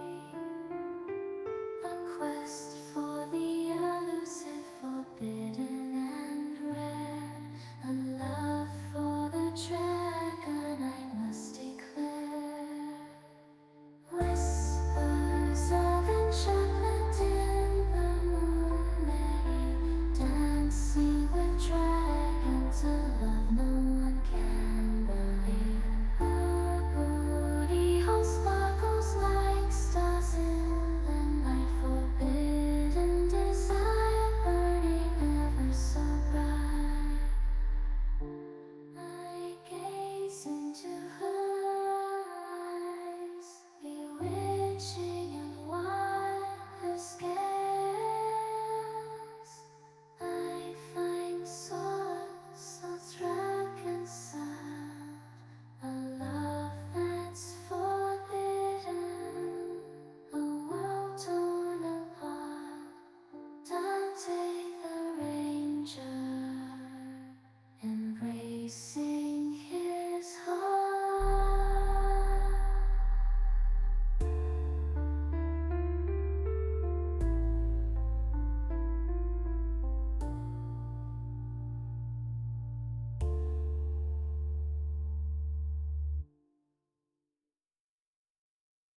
Enter the realm where the Nildorin they dwell.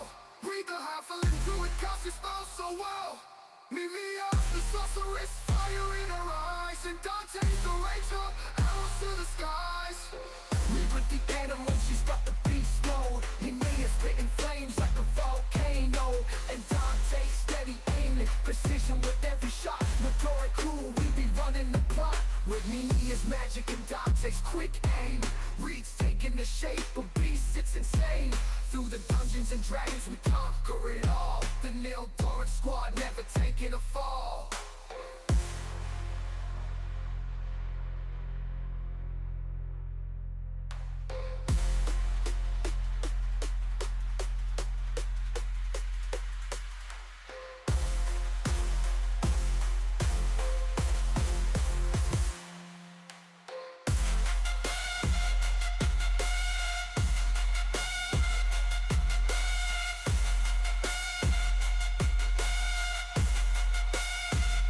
With Mimia's magic and Dante's quick aim, Reed's taking the shape of beasts, it's insane. Through the dungeons and dragons we conquer it all. The Nildorin squad never taking a fall.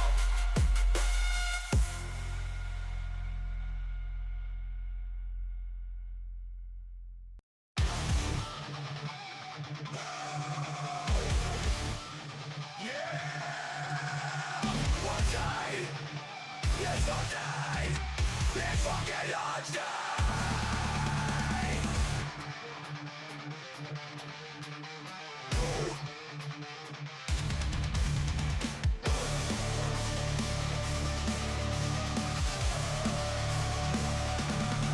It's fucking on day. It's fucking on day.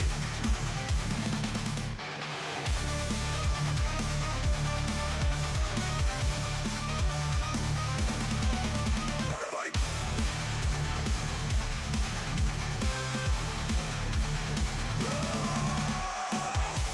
it's on day. Yeah, on day. It's time to play. Fuck you all day. All day. All day. All day.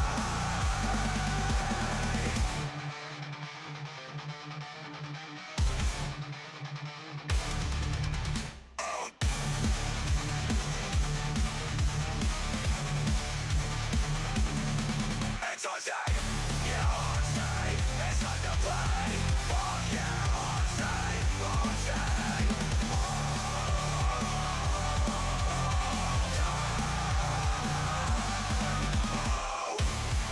All day.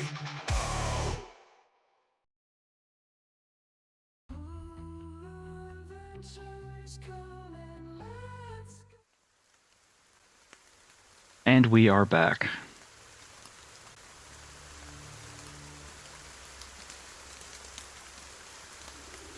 What's wrong?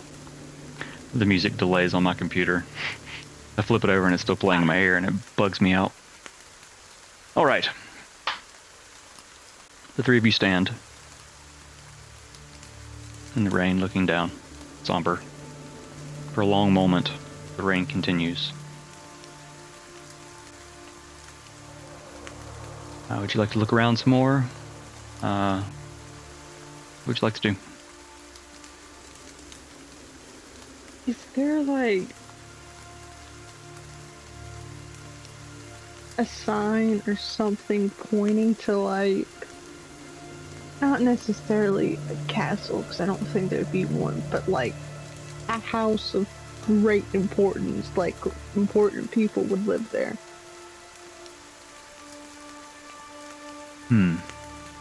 Roll a perception check.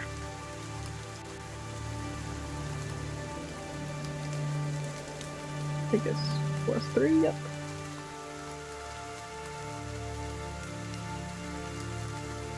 $16. 15. As you look around,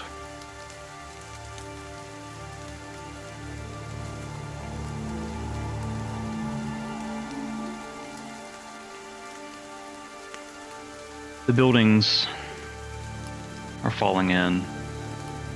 Look for paths.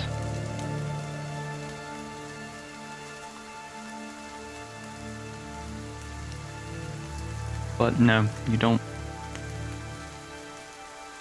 If there was one, it's probably long since rotted and fallen away.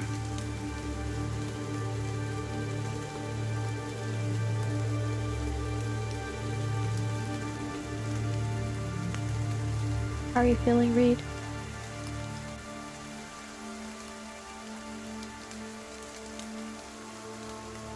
I don't know yet.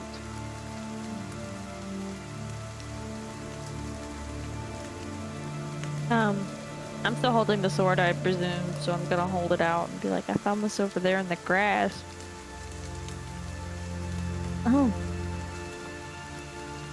I do like shiny, sharp objects.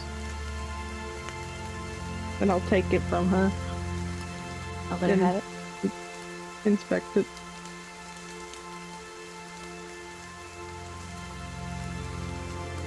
Other ad running? What is happening? Fling it around a little bit.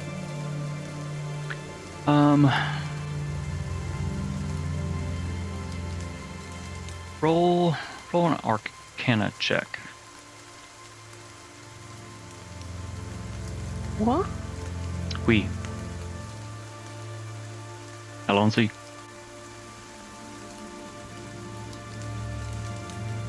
Ooh, baguette. Arcana. Ooh. This is gonna be rough. I lied. I rolled it. It's just a straight 18. Straight 18. As you swing the sword, you notice the dark places along the edge. And something feels off about it. You're not sure what.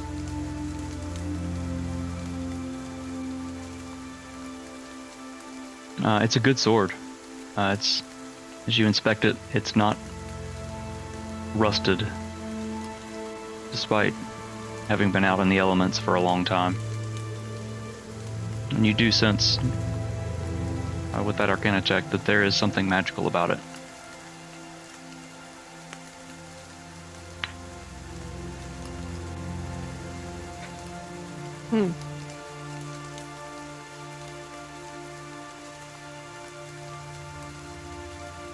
I'll like eat it, kinda, on my pack.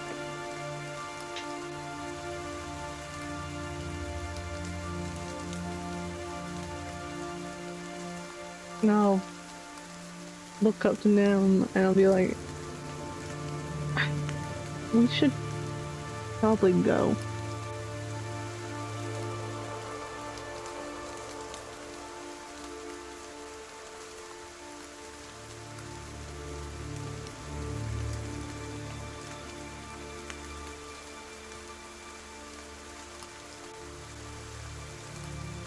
on.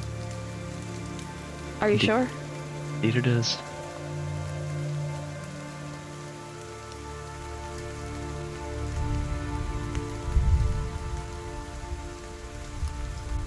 Alright, so you Look at guys, this place. There's nothing here.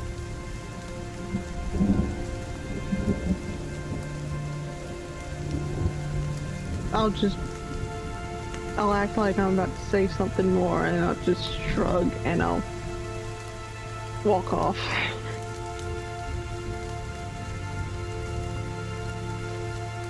Is my ninja still out? I know I was like flung from it. Oh, or yeah, is you were- it, like, you were yeeted off of it. Yeah, I can put a token on here for you, just so you can keep up with it. I know you guys can't see the map, it's just kind of for us moving around. I think it's somewhere about right there.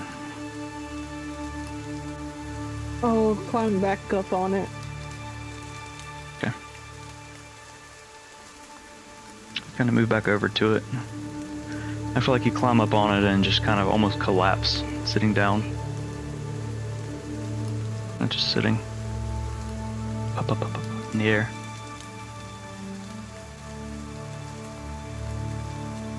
I will let Reed, I'll give her a little bit of space, hang back and take one last look. Alright. Reed begins kind of putt-putting. Just with no regard to anything, because she's flying. Just over the small creek, the stream that runs through this long destroyed town. And then I feel you probably turn in a circle looking around, just committing it all to memory. Roll one last perception check for me. Alright.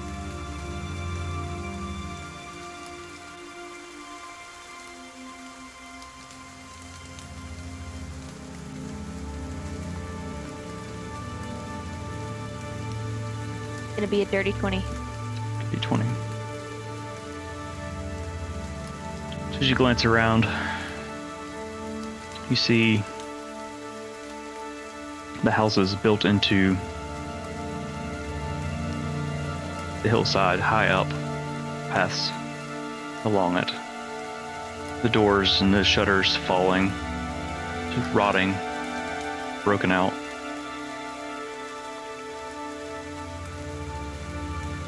You see the market in front of you just broken.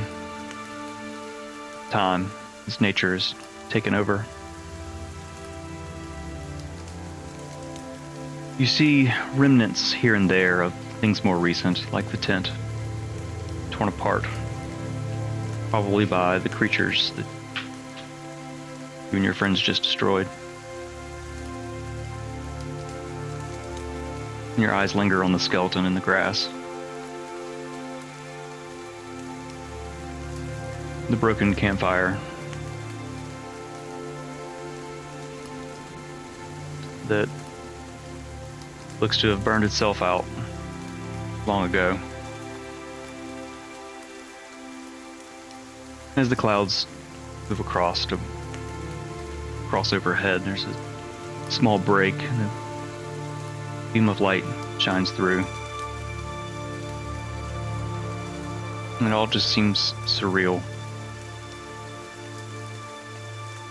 As the beam of light moves and fades, you catch a small glint. The grass, just beyond the campfire.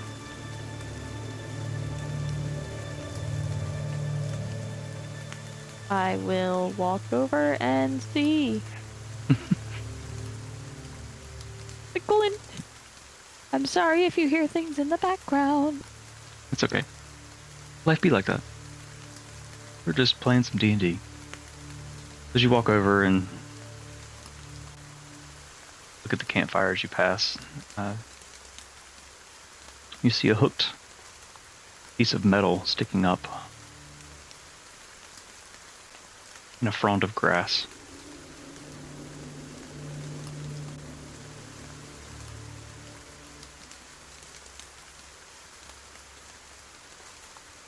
I will reach down and grab it. You pick it up and you pull it free of the grass and shake the remnants off. You feel that it's tethered, and you kind of lift it up. The tether breaks away, and you see that it was rope. It's long since dry rotted. And in your hand, you hold a grappling hook.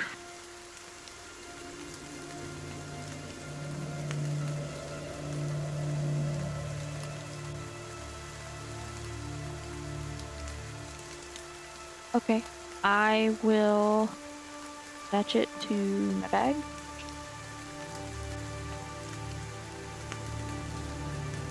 I will take one last look around where I'm at. Walk up to the statue, the broken statue, and I would like to curtsy. Okay. I'll continue walking past. I believe at this point, like 10 minutes has probably passed.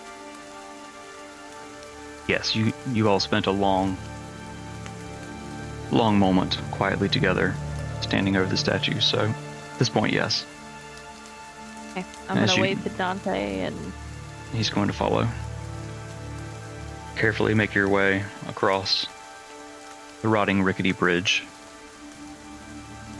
back through the rest of town, through the narrow gap. It's overgrown, pushing through the branches and trees, and back out to the road, where Saffron and the carriage waits.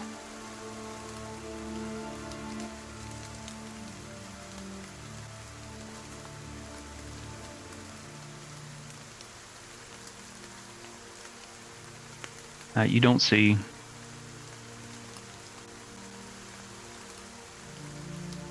your wolf or Angela.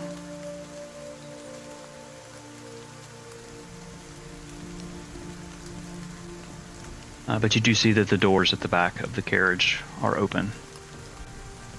You hear laughter from inside.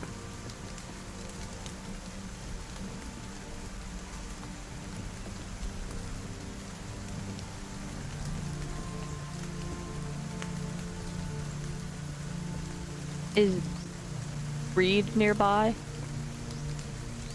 I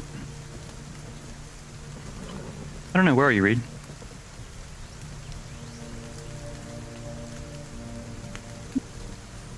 I'm just drifting. I'm there, but I'm not really there. So I There's feel a like lot to process in that last few moments, both physically and emotionally. as you putter out, kind of putter up higher, out of direct contact, you know that your friends can still talk to you with the pins that you have, but kind of separating yourself, I feel like, for a moment. You kind of just sit on the nimbus, puttering above the carriage. Alone.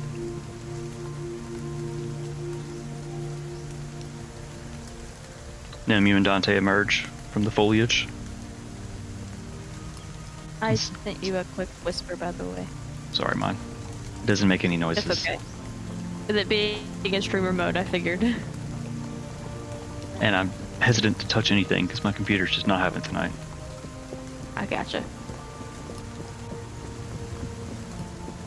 Okay, gotcha. Yeah. You and Dante push through the foliage and walk towards the carriage. I will call out Lord Xanderwolf? Angela? You hear loud laughter from inside the carriage, and then you kind of see him poke his head around back and over the door.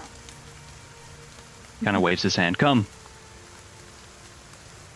inside out of the rain. We're having lunch. I will touch my pen and tell Reed we're having lunch if you'd like something to eat. Dante doesn't hesitate, and he books it into the carriage.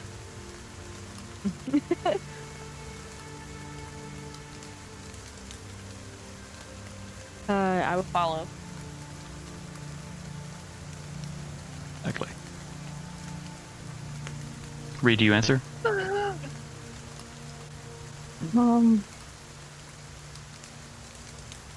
don't think Reed would for a few minutes. I think she would just be laying there, staring up at the frames, watching it beat down her. She's not really there.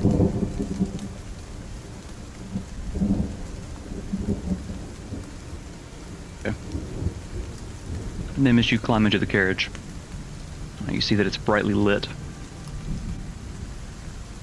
Somehow it's much larger inside than you thought it would be. It's a wide room with couches along either side and a large table in the middle,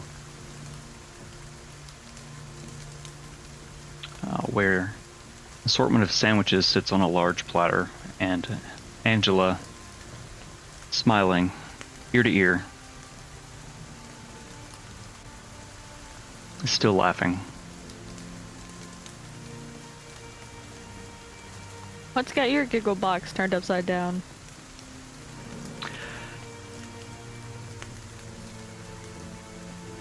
She can hardly speak as she's still giggling. It's just been too long since I've had an extended conversation with an elf. It's nice. Lord Xanderwolf is much more talkative than your half-elven friend, Taryn, was. It's quite lovely. Yeah. Come, sit, eat. Tell us what you found. Xanderwolf nods. Kind of looks around and... Where's Reed? She's in the clouds right now. Need a few minutes. Nice. Is everything okay? I can't say much because it's not my story to tell, but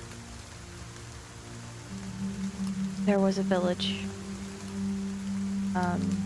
abandoned and wrecked and very, very old, overgrown.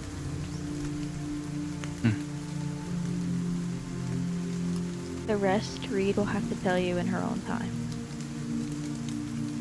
I see. I would say, as I'm not sure how she would react, I would say possibly provide a little more care than normal.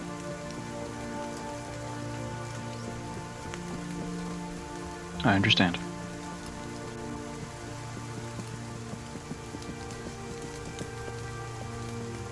And I just start chowing down on some sandwiches. You look over and Dante's got like a whole, like, diagonal of a sandwich. He's kind of stuffing it into his cheek. Just he looks. I think I would. Yeah. I think that I would take some sandwiches and put them on a plate for Reed at the side. Okay. Roll raggy. So, as you sit and eat, I'm going to call this a short rest. Reed, you do not get a short rest, as you are emotionally distraught and alone. So Nim, if you'd like to roll some hit dice. And take a short rest, you can. Let's see, how does Dante look?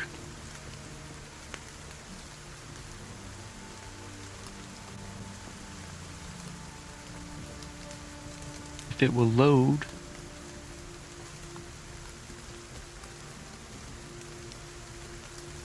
You didn't even take any damage, did you, Roddy? Kept shrugging this poltergeist off. Yeah, that's what they were. 2 poltergeists and a wraith. The invisibility, that was tough. So just gonna click short rest. You don't need to use any hit dice. Dante, so you are good.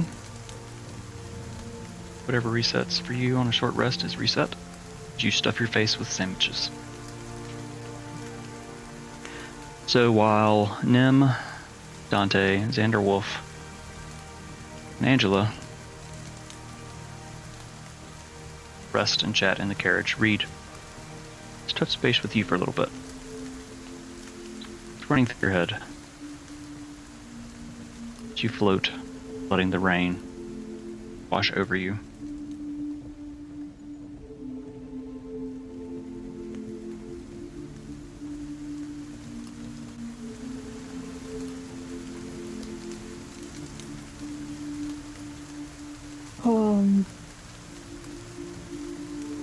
I'm gonna sit up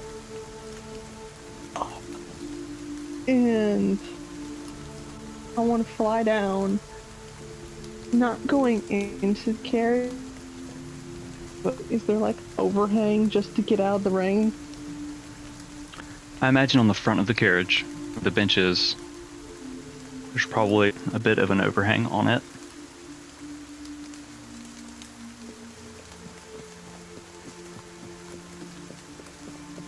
Okay. You'd like to kind of putter under there. I putter. And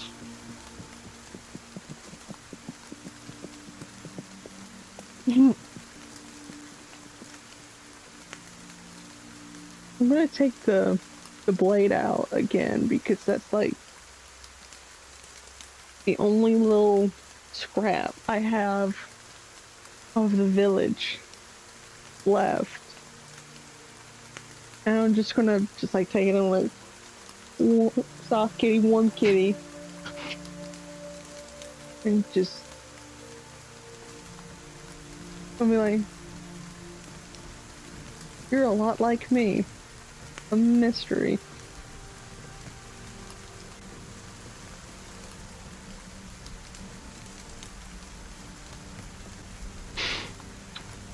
As you pet blade, it seems to sing. As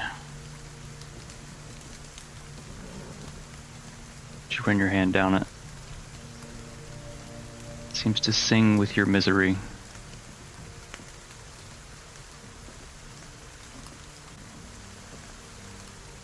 Is it like is it just I'm not commenting, or is it like saying anything specific? Are you asking if it's talking to you? Yes. I mean, you said it was singing. Shing! No, like sing. But the singing sound, not literally like law, like sing as you're kind of running the, wiping the rain off of it. The dark splotches that seem to run across it as you wipe the water across it, they don't smear and they don't rub away. Rub your hand down, sing. It almost seems gleeful each time you touch it. Oh. That swords just happen to see me. Bonk. Someone bonk Reed, please.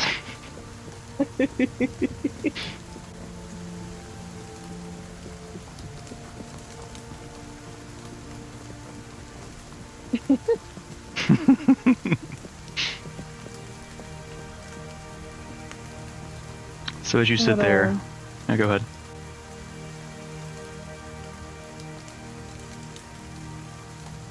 Then I'll kind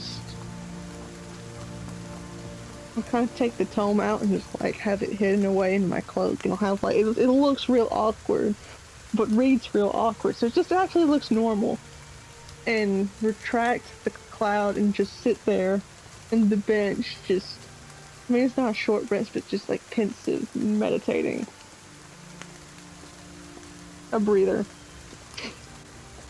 A breather. Okay.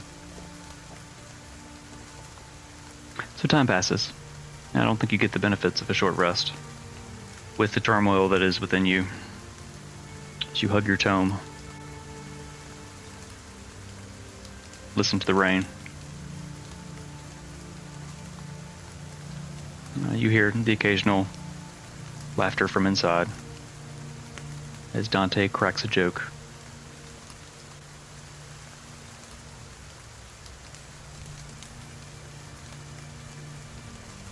Nim, you and Dante, the others, finish eating. What would you like to do? I'm gonna turn to Angela and be like, do you have like a towel or something that I can cover these sandwiches with? I can take it out to Reed. A towel? She kind of looks around. I'm sure I've got something somewhere. She kind of scampers off to a dark corner. The inside of this carriage, which is very large. Somehow. She comes back with this thick, just kind of luxurious towel.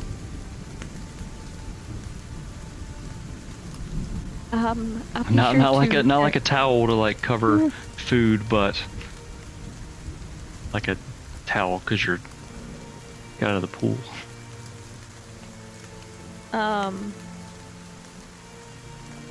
Thank you, Angela. I'll be sure to return this. She smiles and kind of nods, and you realize she's a little ditzy.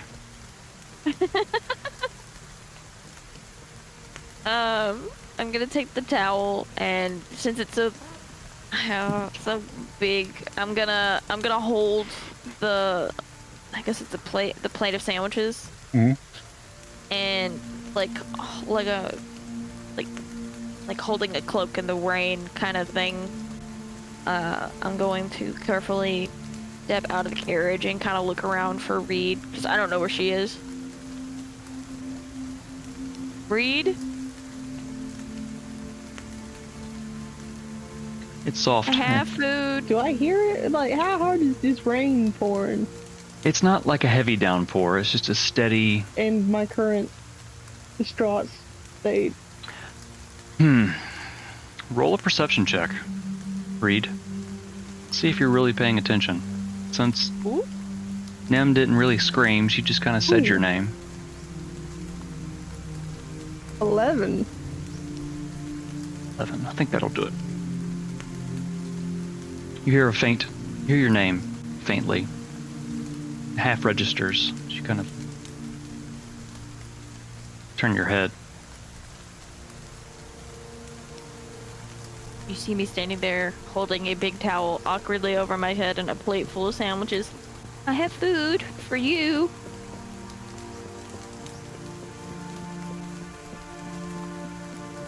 I'll peek my head and just like glance around and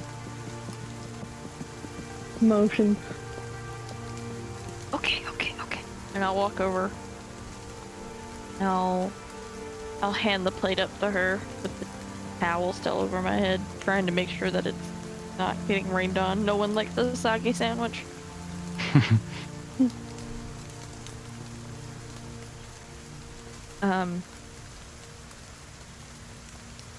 Is it okay if I sit with you? Or would you like to be Yeah. alone? Okay. And I'll like scoot over.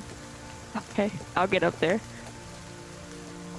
I'll take the towel and I'll wrap it around Reed's shoulders. She's probably soaking wet from the rain.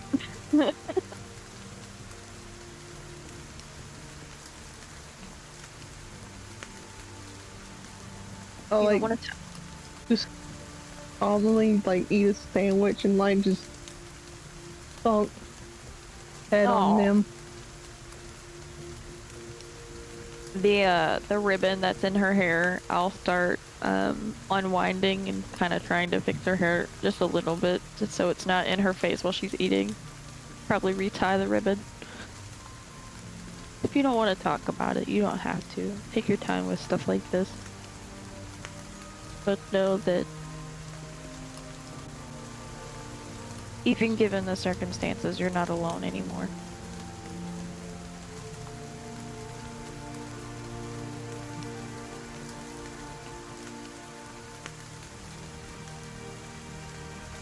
I even think... Don't tell him I said this, but I think Dante might like having you around.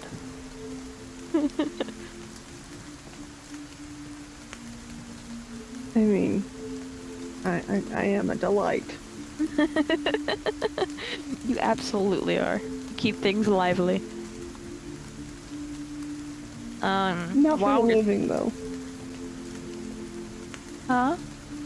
Not very living, though. While we're sitting here talking, I would like to cast Healing Word on her. Before.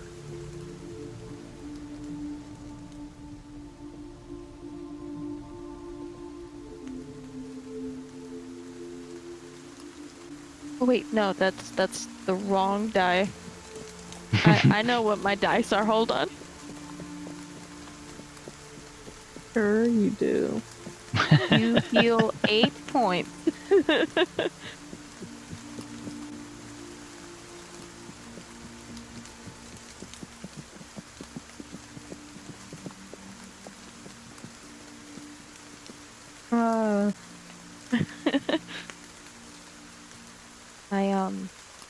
I'll like solemnly chew like pensive like. No, I'm gonna go. I don't know who I am, Nim. Well, we have a town name. We have more names. We have people's names. They've got to be tracked somewhere. We can look in to see what happened. What if they're all gone? Everyone's just all gone. Pretty much.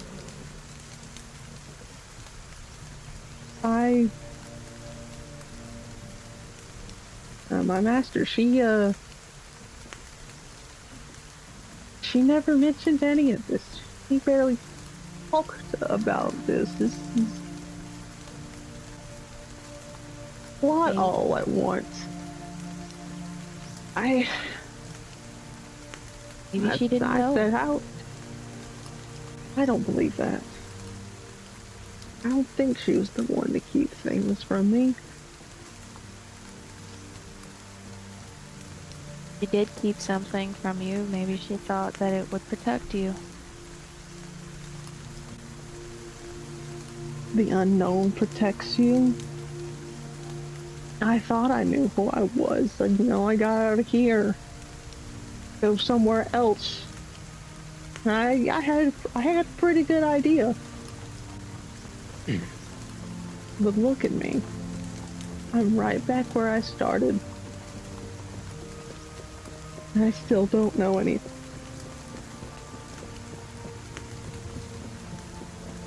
Well,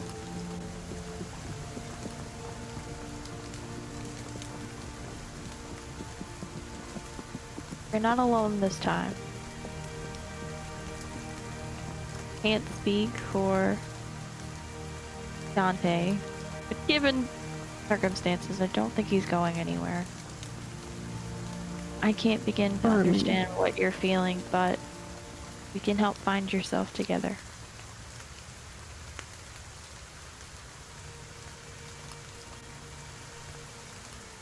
I'm here. Whenever you need me. Even if it's banging on my door early in the morning. knocking on people's doors. That's in the morning. That's quite a rude thing to do. You know, that happened to me once back in Winkham. Really sorry that I did that. I was really freaked out. You know how I am. It's kind of jarring when you wake up to a green dragon.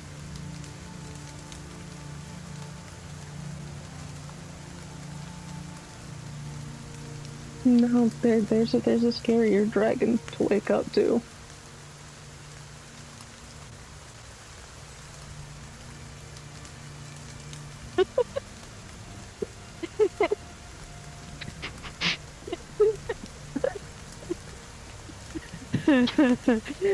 True.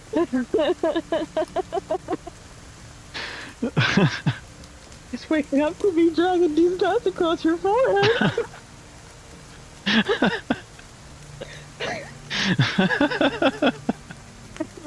Oh, you fuckers.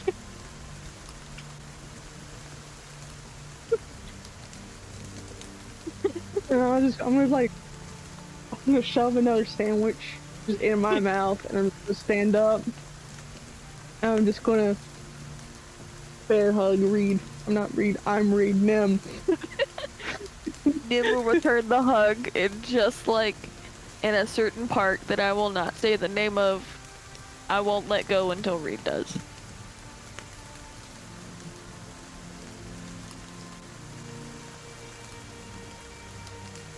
You hold each other close. The rain's around. You're squishing in the mud. Several steps. Sound of several footsteps come around, and you see Xander Wolf with his hood on, and Dante with his hood on, and Angela just letting the rain. Au natural, they walk around. Two of you hugging.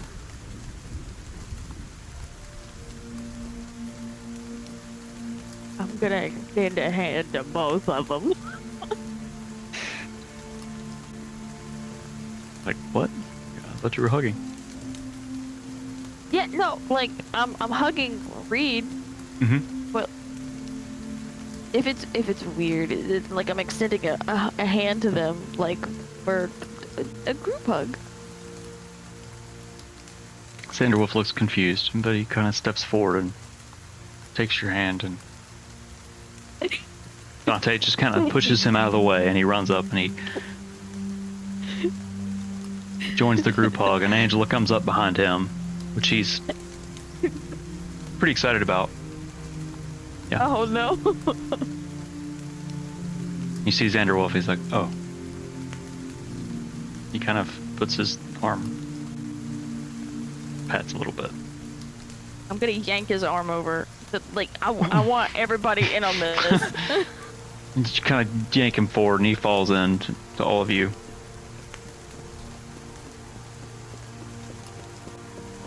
You see him kind of almost slip in the mud as you do, but he falls, and for a brief moment, all of you are hugging awkwardly. Love you guys. These sandwiches are really good. Dante's like, I know, right? They were so good. Angela's just kind of beaming. I made them myself. But, And when everybody's done hugging, I will set back. are you all ready to continue on?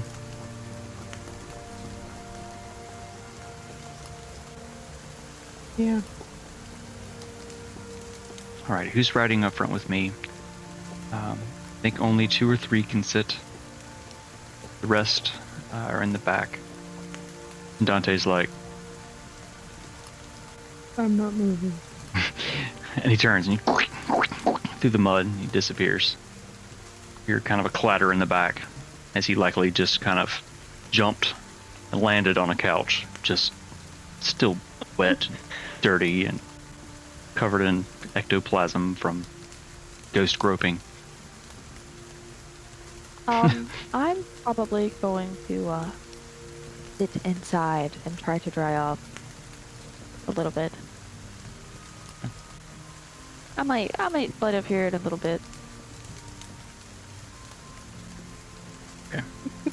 So as you turn, you walk around the rear, you climb up into the carriage, and Dante is sprawled across one of the couches against the wall, just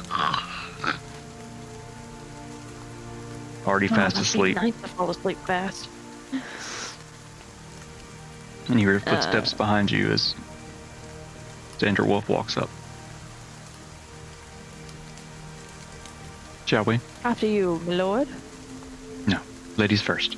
He holds his hand up to help you up into the carriage. I will take it and I will step inside. He follows, closing the doors.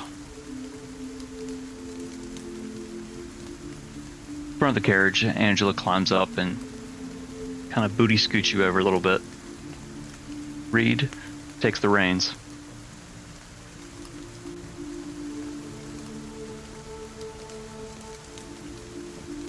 Let us be off then. Yep, yep. And Saffron's begins kind of pulling through the mud, sliding for a moment before catching traction, and begins clip-clopping along.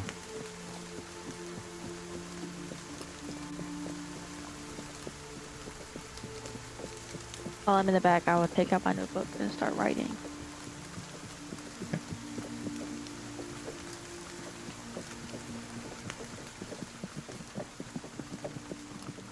What are you writing?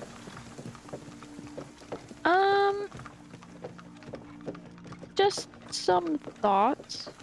Kind of trying to get everything that happened in Ribbiton, down onto paper. Gotcha. Vanderwolf kind of sits and just is watching. Watches. Looks at Dante for a long moment, but he's watching you as you write. I feel like you're probably so engrossed in what you're doing, you don't really notice him watching you. And it's not weird. Don't make it weird.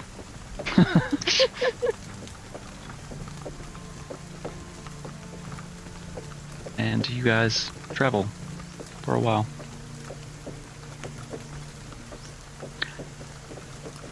I think we've only got, just kind of quick break, I think we've only got 7 entries in the sticker giveaway. Doesn't matter where you are, we'll send it to you. I think we've got 7 and we need 3 more. So if you're watching and you've not entered the giveaway, please do.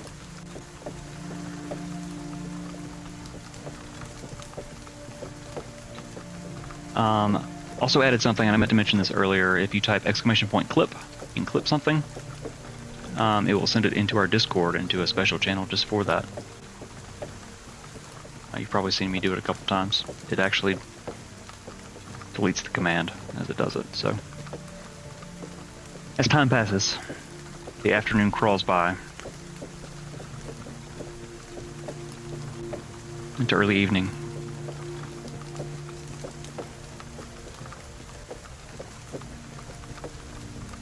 And as you continue down the road, Reed, it becomes more familiar.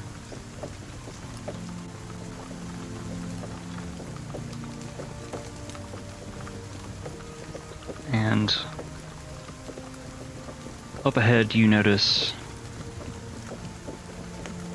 a path off to the side of the road. It's overgrown. A path you tread probably less than, not even a year ago, when you left, never thinking you'd return.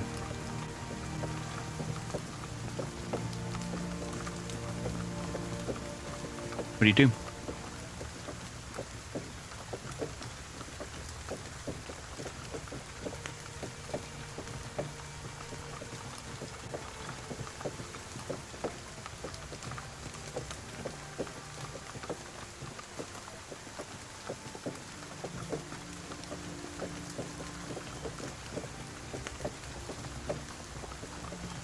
What was all that again? You notice a path off to the side. The road. It's all familiar. Not even a year ago. It's the path you took, leaving this place. Never thinking you'd return. It's off to the side of the road. I'll look that way and I'm just like, flat out amused, half like, You remember it is the path to your old home.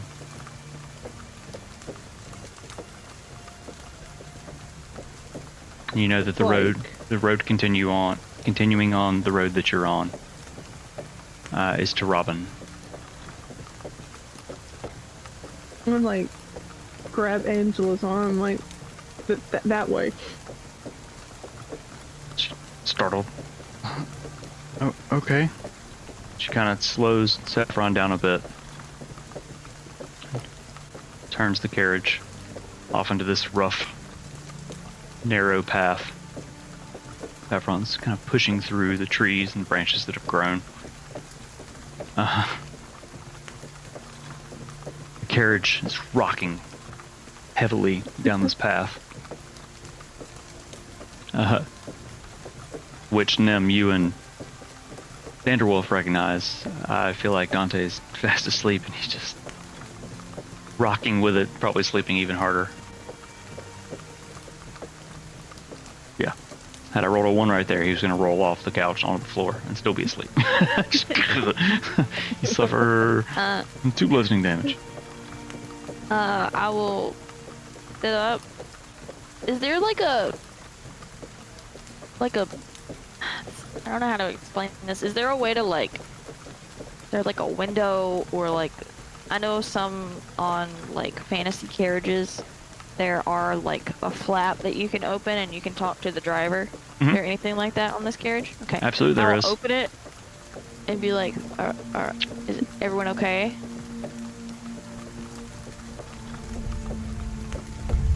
Angela just kind of smiles and nods in her dizzy way. What's going on? What was that about?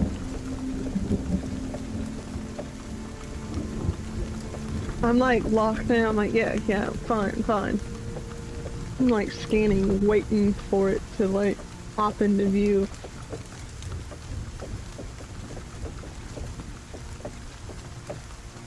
It's several moments, minutes, probably 10 minutes going down this rough path, slowed to a crawl, passing over roots and deep, muddy pits.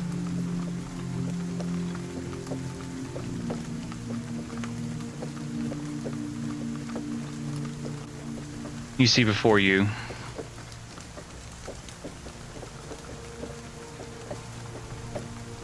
well, let's see. Before you get there, it creeps into evening now. The sun is dropping. You can't see the sun though, as the trees above you are thick. The canopy. The leaves are shades of maroon and orange and yellow. Autumn. And the rain is kind of softened as it's coming through the canopy overhead. The light becomes dim. You turn along the path. For you there's a cottage. Small. It's not much larger than the cottage sanctuary, though its design is interesting. It seems that great trees were bowed near each other that kind of form its structure. Living trees together,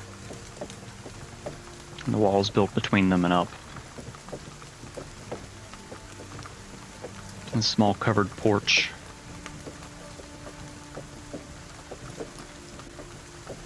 Dark windows and a door that's closed. Carriage kind of jerks to a halt.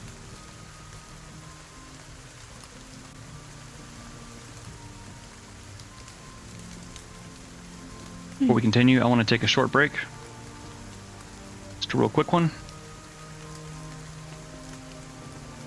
Let's see. 10:46 here. Yeah, let's take one more quick short break. Oh yeah, check out Flying Orc and Emerald Collective. They're great. Give them a follow. Be sure to enter the giveaway. If you have any questions for us or want to talk shit, throw it out in the chat. We're happy to. We'll be right back in just a few minutes.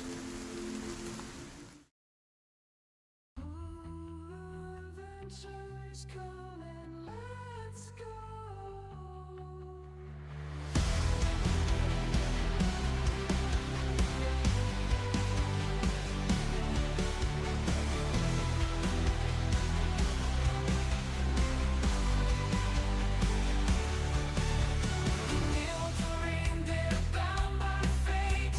Heroes of the realm never hesitate. Through thick and thin, they'll always win. The Nildorin. The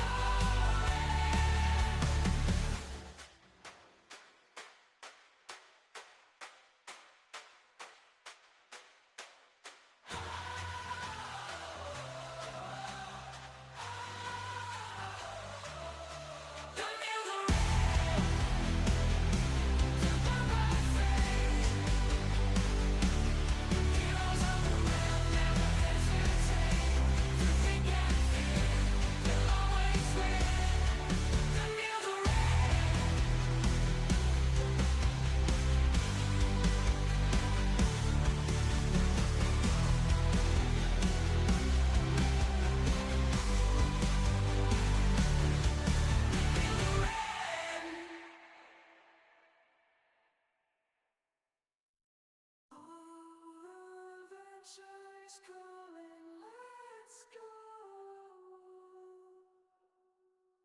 In the heart of the forest where the shadows play, the lumbermen gather at the end of the day. With axes and swords they earn their renown. With a cheer and a shout they cut the trees down.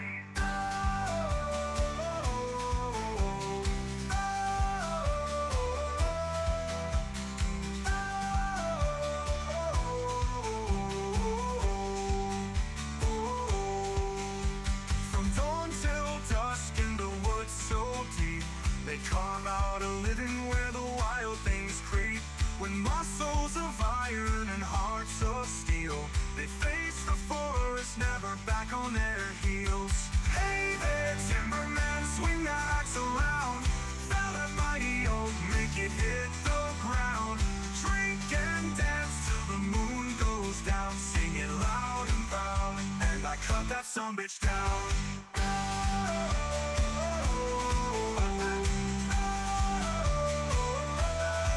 Sumbitch down.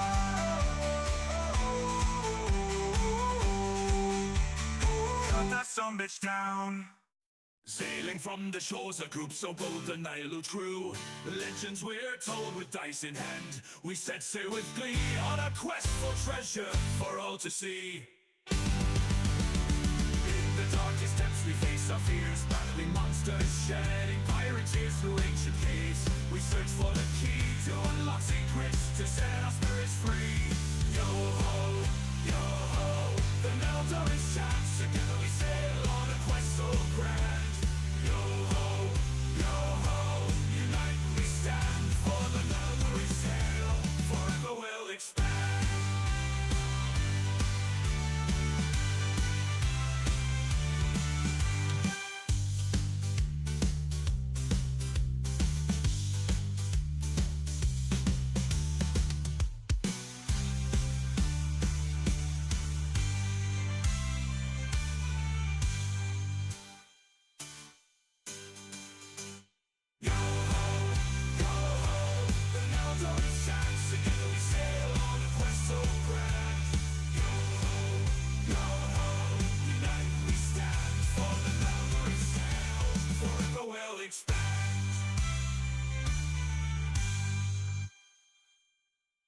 On the wing of the sacred, the Nildorin's tale forever will expand.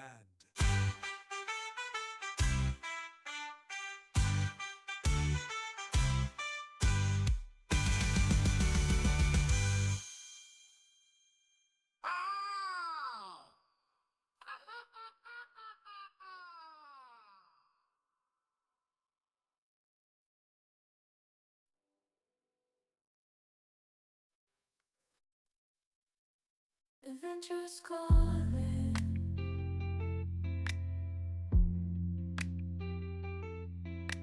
Oh,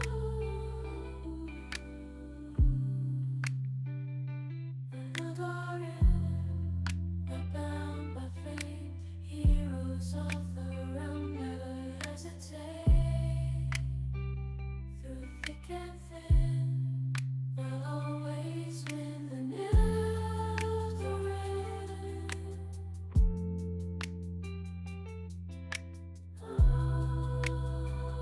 Always been the Nildorin.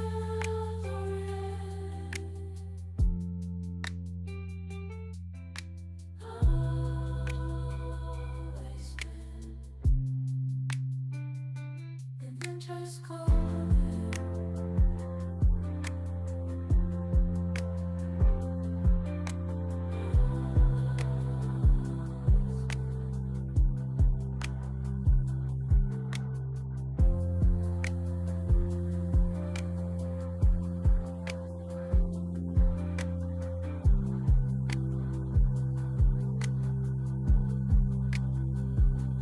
Adventure's calling.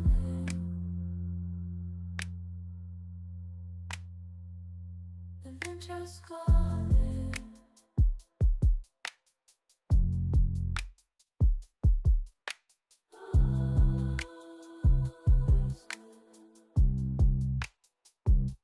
Adventure's calling.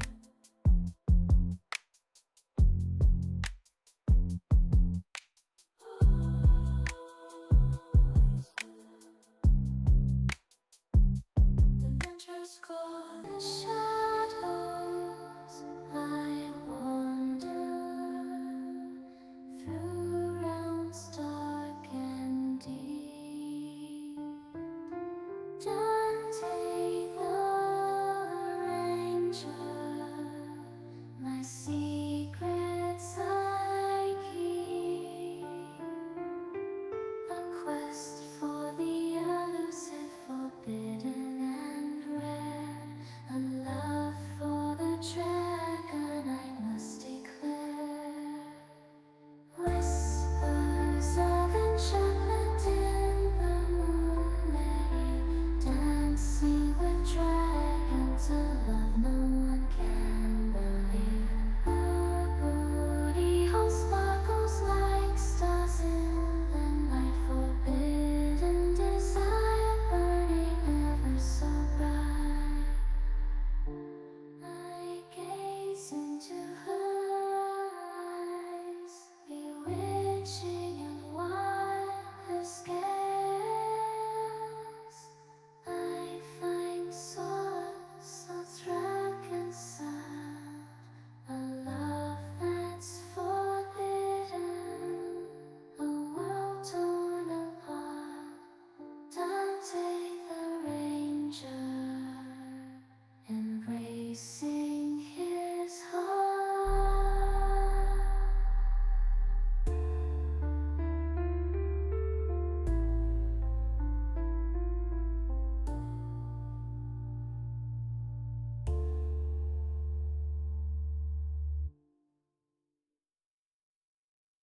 Enter the realm where the Nildorin they dwell. Read the halfling druid cast his spell so well. Mimia, the sorceress, fire in her eyes, and Dante the ranger, arrows to the skies. Reaper the animal, she's got the beast mode. Mimia spitting flames like a volcano, and Dante steady aiming, precision with every shot. Nildorin cool, we be running the plot with Mimia's magic and Dante's quick aim. Reed's taking the shape of beasts, it's insane. Through the dungeons and dragons we conquer it all. The Nildorin squad never taking a fall.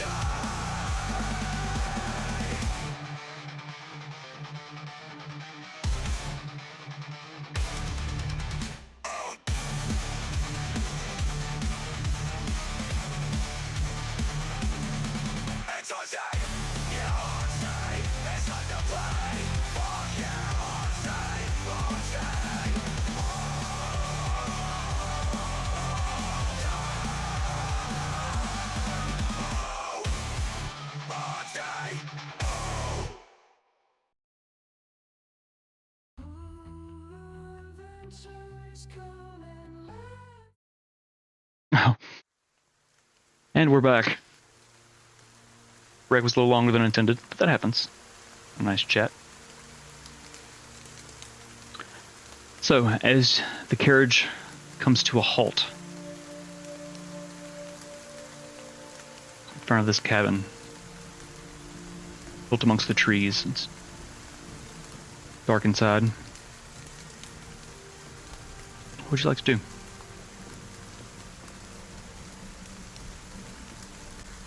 I'm gonna turn back to Nim and be like, get out of the carriage. And I'll just turn,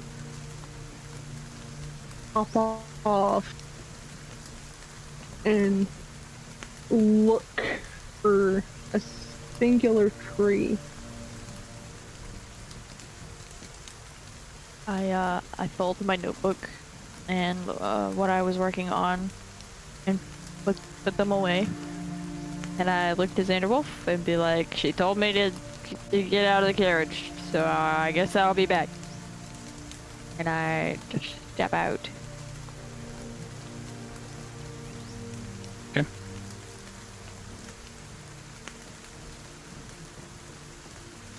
And I will find her. I guess she's standing right next to to it, but frame. Hold on. Let me fix that. There we go.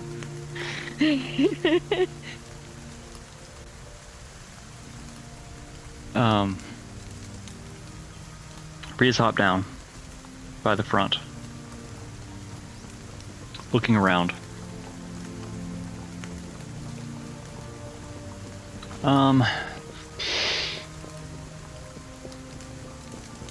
You remember that the tree you're looking for is deep in the woods from here. And it's getting dark.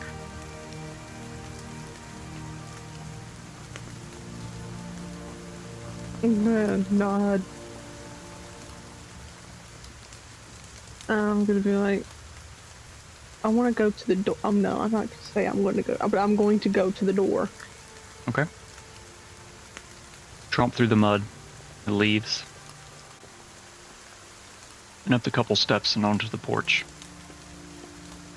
The door.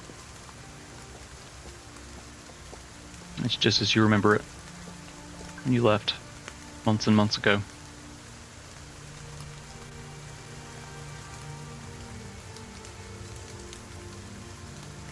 I'm going to try to open it. You reach for the handle and it turns freely. The door opens to a dark room.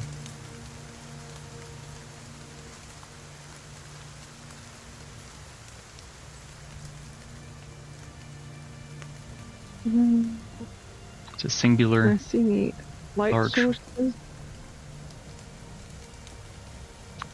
Besides the faint light shines behind you into the room. It's dark. They're like candles flying around. Do you have dark vision from your crown? Yeah. Okay, so you can everything's Yeah. raised. You can see, and you remember this room well. It's the room that you grew up in. Majority of your life was spent in this room or in the woods around this building. As you look around, nothing has changed at all since you left. You were the last one here. And you remember that there are candles on the table against the wall in the room. And that there is a fireplace along one wall. Is Nim behind me? If you look behind you, you see Nim doing like the straight back awkward shuffle. like she's behind you and she's catching up, but she kind of feels like she doesn't know what to do. She doesn't know what to do. Squish awkwardly walking through the mud. her arms are like pushed into her sides, and she's like scrunched shoulder, like she's like, I don't know what to do. And I guess when you turn around, like she's making it to the steps, and she looks up and goes, hi. What is this place? It's my house. You have a house? Yeah. Yeah, it's mine. It's late, and I have something I need to do here in the morning. I want to spend the night here. Oh, okay. Alright. Well, you want me to get everybody else? Yeah. Oh, The house alright. is not a home without people in it. Fair enough. Wisely spoken. Nim now Now, having a death. Well, I'll produce flame and get the fireplace going. Okay.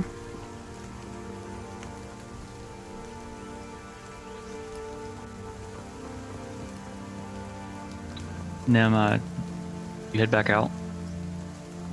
yes, and I will I will say to everyone, we're staying here tonight.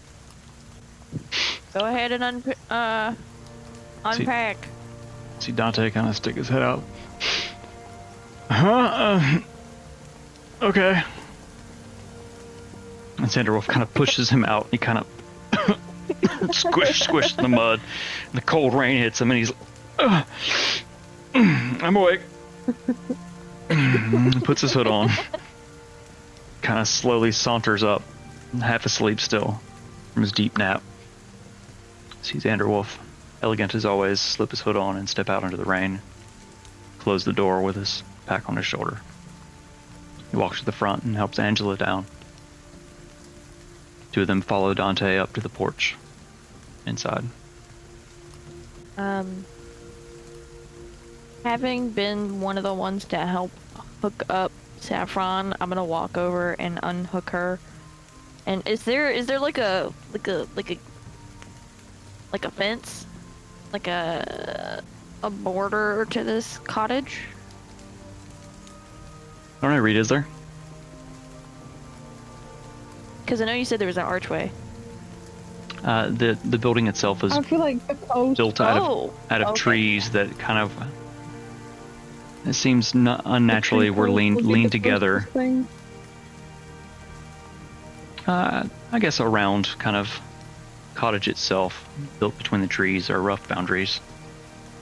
Closure of sorts to keep wildlife from running through.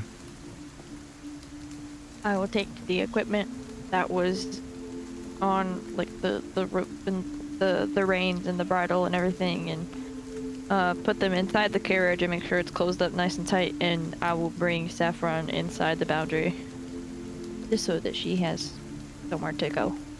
Okay. She kind of kind of clip-clops over under a dense fir tree with wide branches to get out of the rain. She's been standing in all day, and nibbles on a bit of grass on the ground, seemingly content. Like at this point, you don't have to worry about Saffron ever running away. Okay. I will walk inside. As you walk inside, everyone's kind of standing awkwardly as Rita's gotten the fire going. What can I help with, Reed? You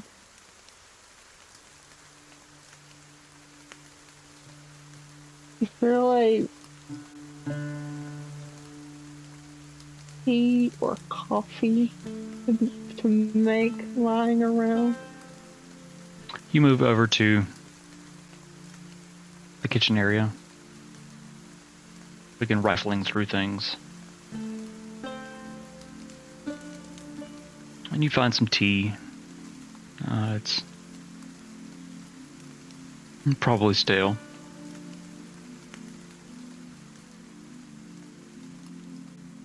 Moldy loaf of bread.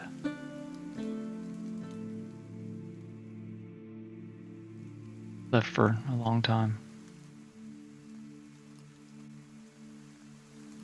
I'll sigh and just like toss the tea to the side, and I'm like,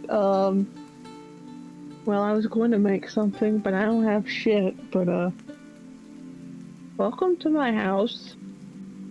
Make yourself at home.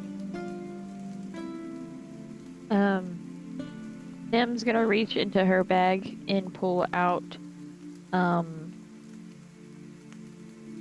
enough gone tea for everyone. Okay. And I'm assuming that there's like a kettle nearby. Yeah, there's a kettle hanging near the fireplace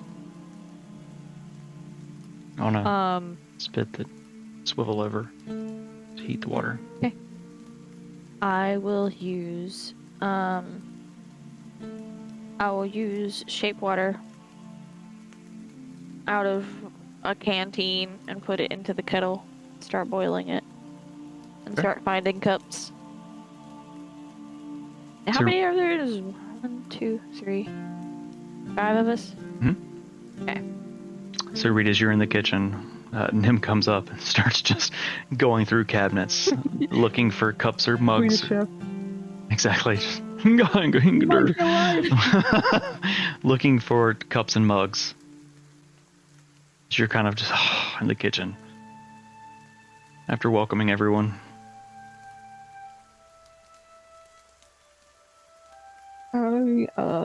As she's working on that, I want to like a search around the room, try to find anything I could remember from my past.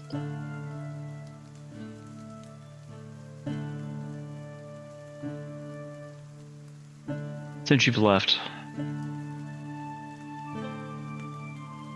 everything that happened before, you've kind of blacked out. It's still there. It's not gone. But you kind of sequestered it away somewhere in the back of your brain.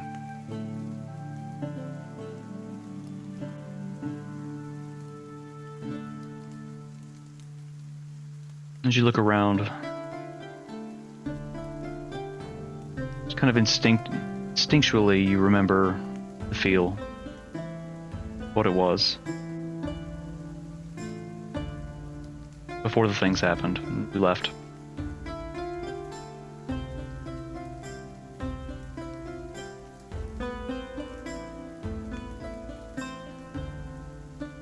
You look to the back wall. I say it's probably 2 rooms. There's like a great room, and then there's a wall, the door to a bedroom in the back.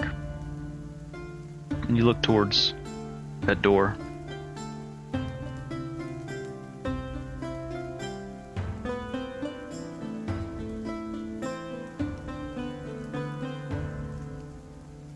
I'll go to that door, go through it.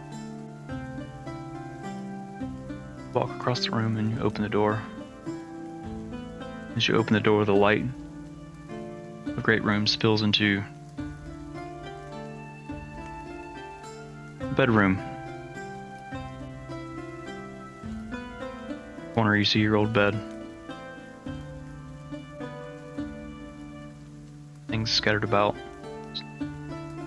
It's dark.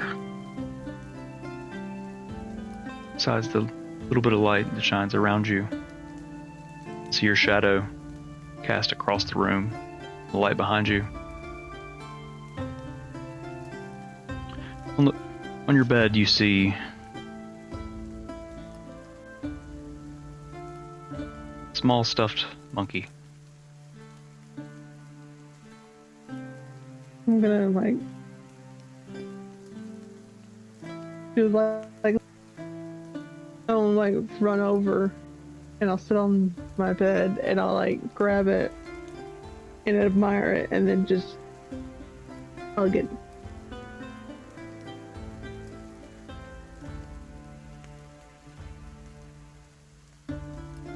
Just walk over and you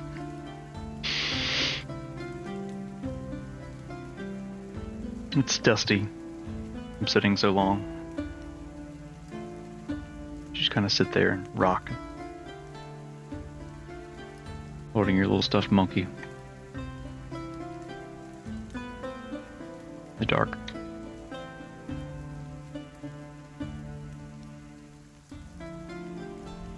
Then what's going on in the great room?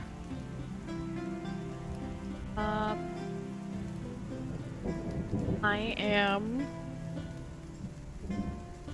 working on the tea and just honestly like having a look around. I'm my first goal is to try to make sure everyone's like comfortable,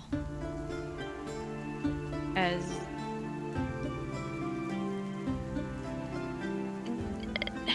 having seen Reed the way that she's reacted, Nim doesn't know how to react exactly, and her first instinct is to, even though she's a younger sibling, she's very like, okay, I have to take care of everyone really quickly.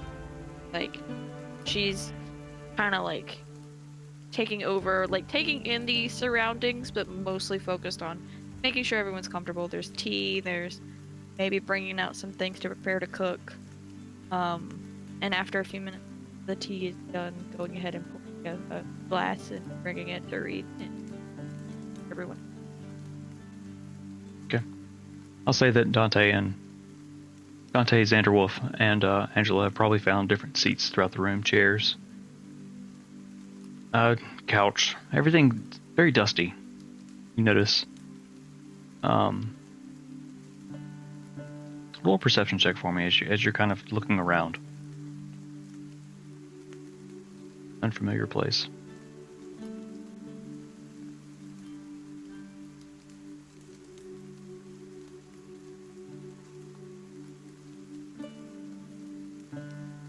Said perception? Mm-hmm.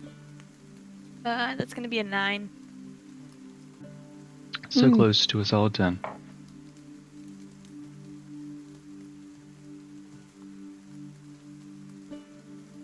As you look around, despite the dust, just kind of the not lived in feel it's got right now. The fire that's crackling beneath the kettle, and the conversation you hear between general conversation between Angela and Xanderwolf and Dante. softly reverberating through the room. This place, it feels like a home. It kind of strikes you that it's not like your home. It seems natural, kind of free. You think back on your home and Kind of how free. Okay. You think back on your home and it's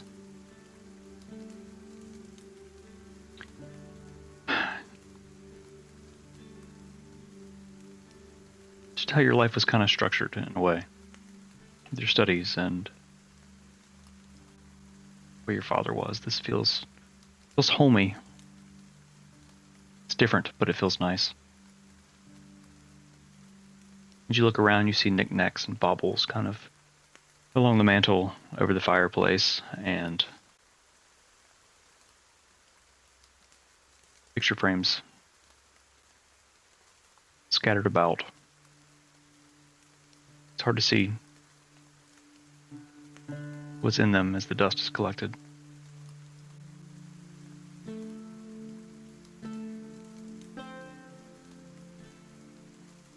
It intrigues you to kind of understand, knowing that this is where Reed came from.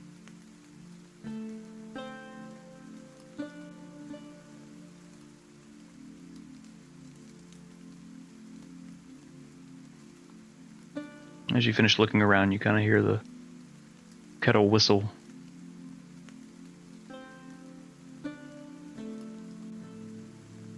You move back and pour the tea. Pass cups. Sanderwolf, Angela, Dante. And one for yourself, one for Reed. Walk back. The door is still ajar, the light fire in the fireplace spilling into the bedroom. See her sitting at the edge of the bed, her toes barely touching the floor.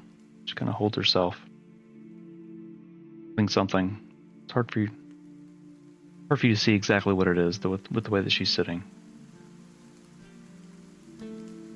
Your shadow. Yeah, like a bedside. There's a table nearby, yeah.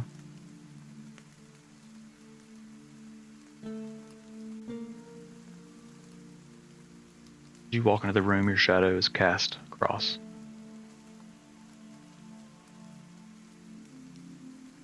Reed, what do you do? Knock knock. See the shadow approaching, and I'll look up. I don't think Reed's ever done this in the entire campaign. Like, it's either been like in a sarcastic, making a joke, or like murderous blood rage. But Reed'll have a actual kind of genuine smile and like raise the plushie up and wave. This friend you've made. Caesar.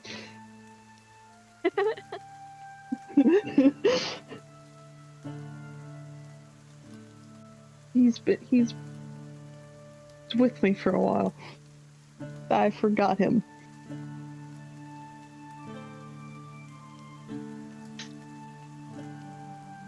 I'll walk over and grab the little hand of the stuffed animal and be like, very nice.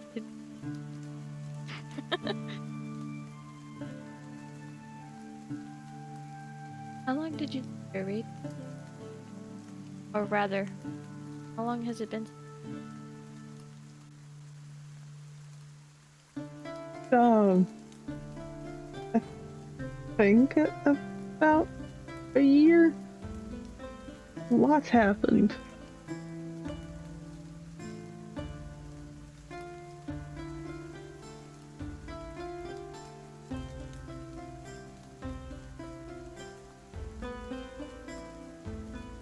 You don't have to tell me.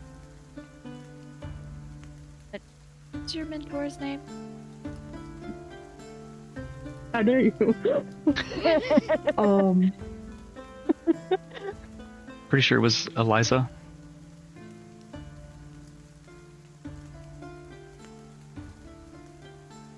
I can't remember her last name. How dare you? um,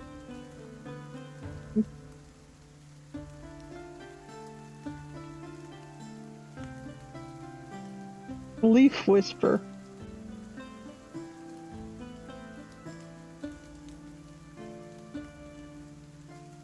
It's in my backstory section. That's the only way I know. We're finally like really getting into your backstory stuff. So yeah, it's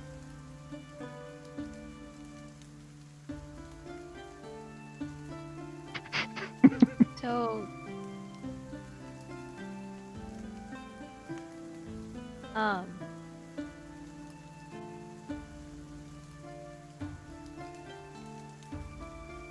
correctly died. Yeah. She was, old.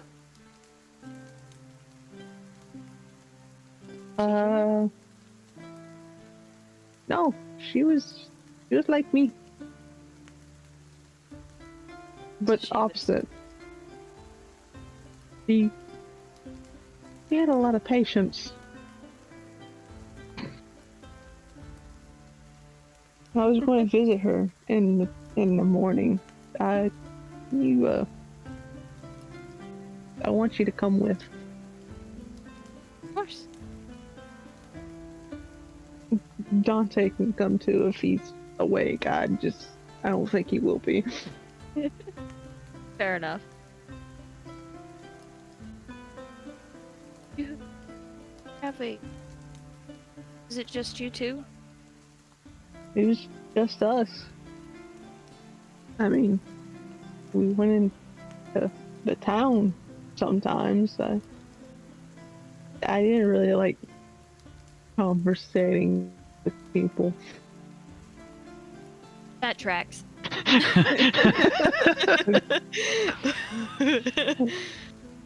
They made me nervous. I got into some fights and some trouble.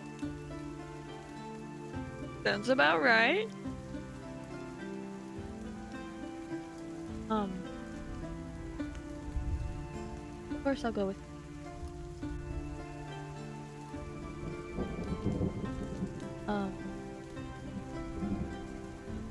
I made you some tea. Thank you. Take the cup and I'll start sipping. You'll have to forgive me. It's that god again. All that we have. We might need to get some when we're in town. Miller tea. Yeah. I'm looking. Do you want me to read it to you? I got it. Okay. I'm pretty sure. How the fuck did I spell that? Ghand. Oh, I'm just on the bag of coal. Oh, there we go. Ah.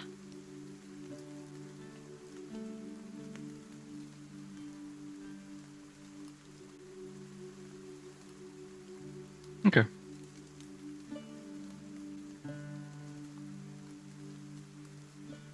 Yeah, I mean that's nothing serious. It's you sip it in, you're mellow.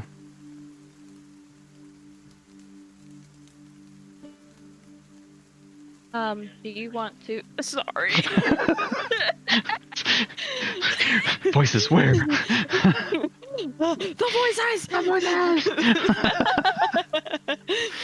So if you haven't checked out our YouTube, that was a reference to one of those amazing meme videos that Reed, you did that one, right? Yes. Well, yeah. There's Yeah. I do a lot of them. Every Friday I try to drop at least like 5 in one of the channels. Yeah, as we've kind of broken a little bit, We try to post stuff Tuesdays and Thursdays, and then we'll post something about the stream Fridays. So check it out. I think it's in our link tree. I'm pretty sure if you subscribe, it'll let you know when we post new stuff. It's kind of random throughout the day. Try to post around lunch. Yeah, check it out. Some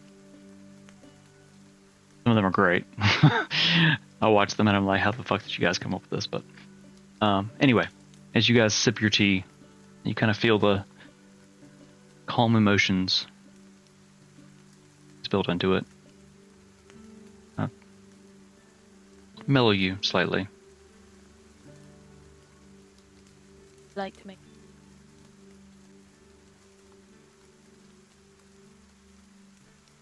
Yeah.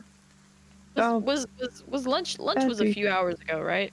Yeah, it's now like night. It's dark. So it's Okay. been several hours since you stuffed sandwiches in your faces.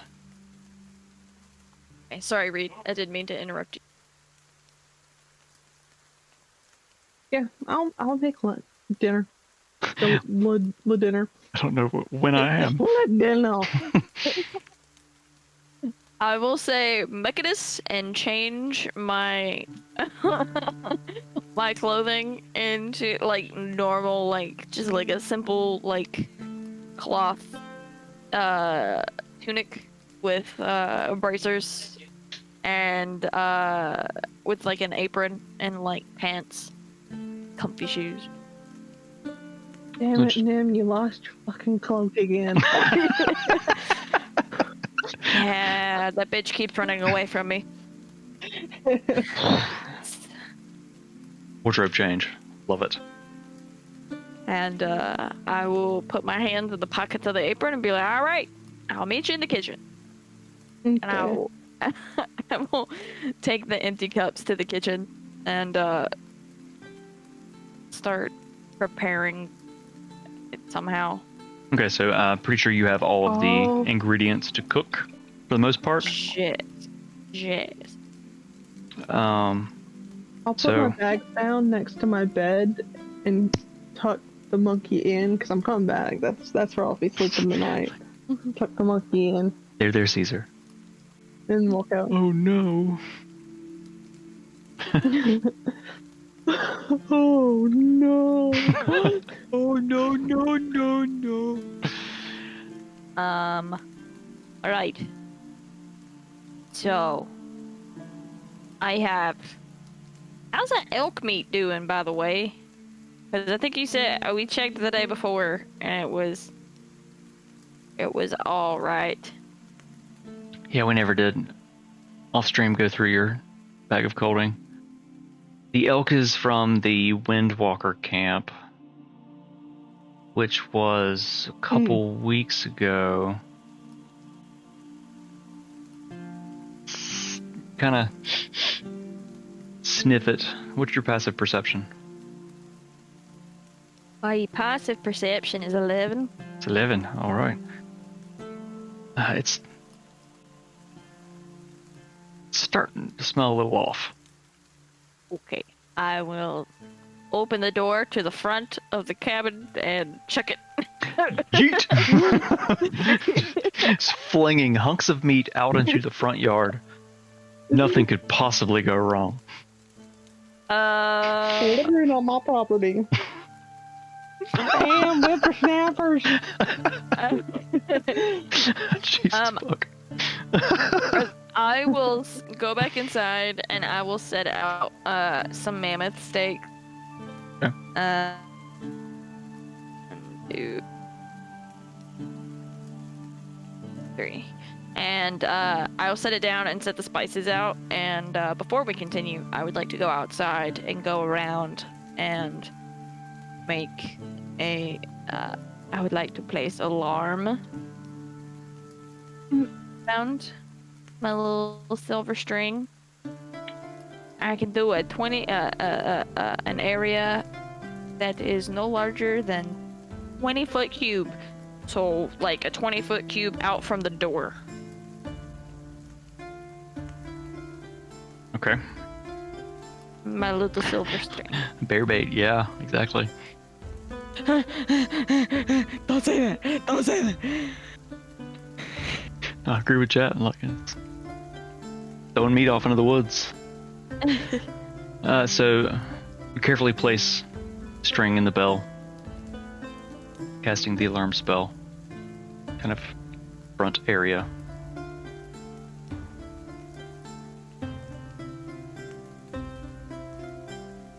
You've successfully cast bear alarm. Good job. And then I would like to go inside and start helping prepare dinner. Dinner? Enter. Dinner. Having teeth for dinner. I'm a dentist. Reed's a dentist, actually. What did you say? Reed is a dentist. Is she a dentist or is she an orthodontist? She'd be removing teeth. Oral surgeon. Non-certified. True. Yank. I Granted, need to they die, feel no pain because they're usually already dead. But moving on. As you move back in, Reed, you're in the kitchen already. Mammoth steaks are out. Is there anything you're cooking along with the steaks? Oh. Do you guys have anything else that you could cook? I got a sack of sugar and grain. I got carrot. Got feed. You have what? Feed. Feed? Like Oh, grain. So like a horse. Whose horse is that? real quick question. Nim. When you took your pocket sand and your pocket grain, your pocket grass and all that, were you tucking that into your cloak pockets? No, probably not. So you're actually putting that in your regular clothes pockets? Yeah. Okay. So you still have it then. Like, cause you'd have lost all that with your cloak that got stolen. But okay. No, this is like the feed was that big bag of feed that we got. We Oh put in the yeah, bag of when you got holding. that on Noonsday, yeah, the first Noonsday that you. Yeah, on Wednesday. And what is that? Strayland Lock. Okay. So I think with the ingredients, Reed, you probably have what you need to make bread. I know you have carrots, but that's a potion component, I think. Yeah. Don't know that anything that's still in this kitchen is probably usable. Maybe raw materials, like flour or sugar. Maybe.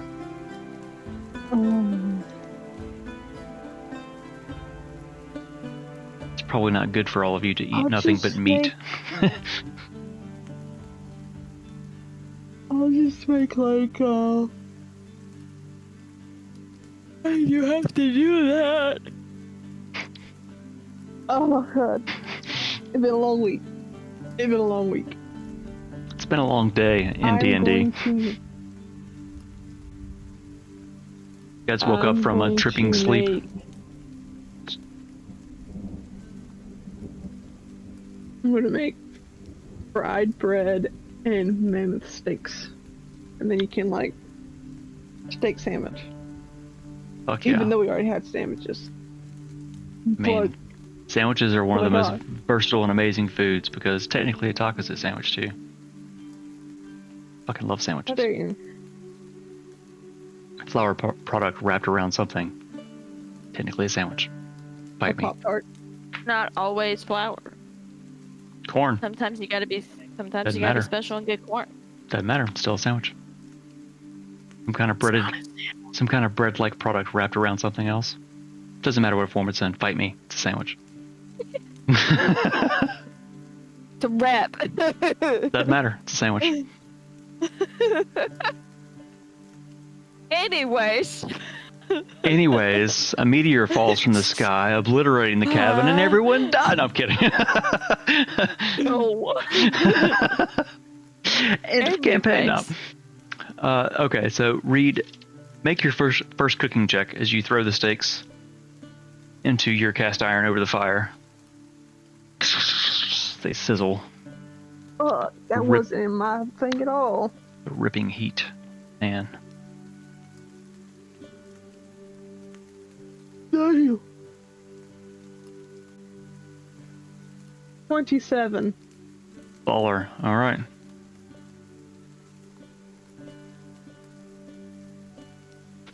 Random obliteration check. I love it. So as the meat's cooking, you begin preparing, mixing the ingredients to make the fry bread.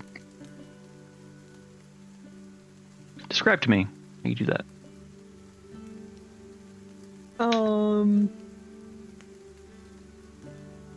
I take the flour and I take some water and I make some dough. Okay.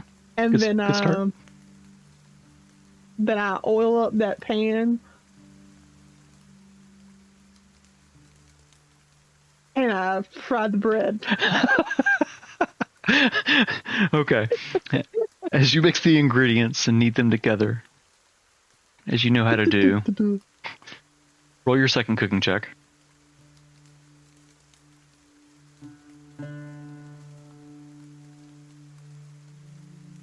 Damn. 23. 23. Okay. Once again, it's been a while since I've looked at these checks.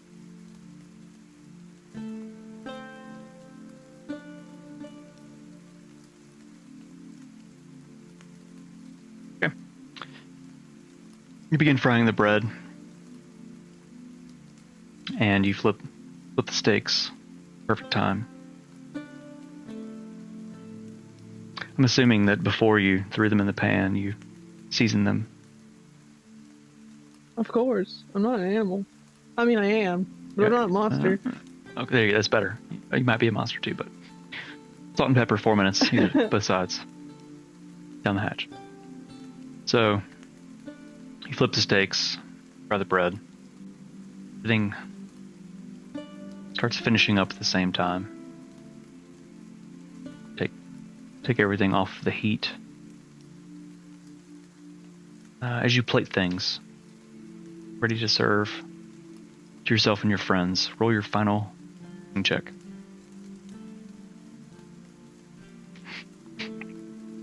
Harpies do taste like chicken. 28. 28. All right. So I'm gonna say you definitely succeeded all of your cooking checks. So 5 plates sit before you. Beautiful mammoth steak sandwiches, rye bread.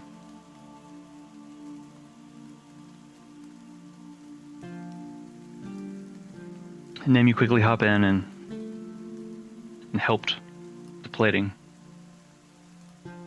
Start passing them out to everyone who've been sitting and just kind of, they've actually been playing Go Fish cards that they found on a table. Just laughing and merry. From somewhere, someone had pulled some mead after having finished their tea. There's kind of just as the sizzling of the meat and the smoke and the smell and just, it's lively. It's homey. It's happy. Reed, you actually kind of think on this, and it's very different than how it was. It was just you and Eliza. And now there's... almost feels like a family. As you walk over and you pass the plates out, everyone stops and looks to you. Thankfully, smiling, they take the plates and just begin tearing into it. Mouths full, just nodding. Fucking delicious.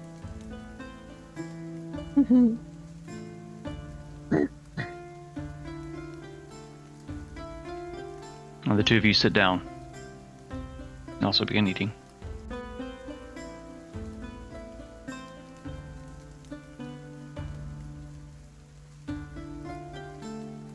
I mean, it's not really going to do a whole lot Yeah. since it's before bed, but as everyone eats, they feel their faces tingle. Crawls up their face, and everyone gains 20 temporary hit points. Pretty sure they dissipate after a long rest, so unless something fucky happens, Yeah.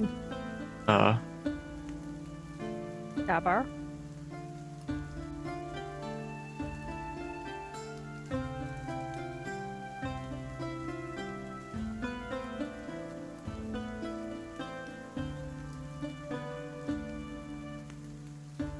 So, can you tell me about the closest town?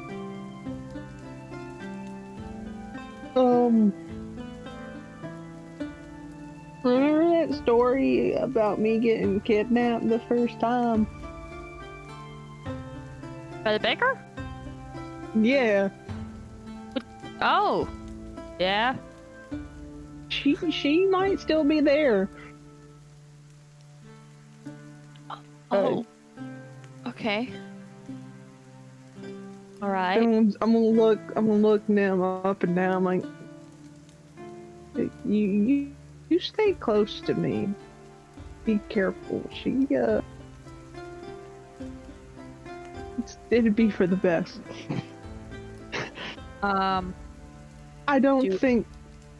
I think elves and orcs are more your type.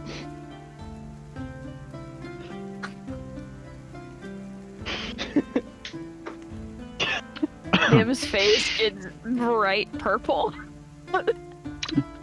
face flushes. Okay, yeah. And like she just nervously eating.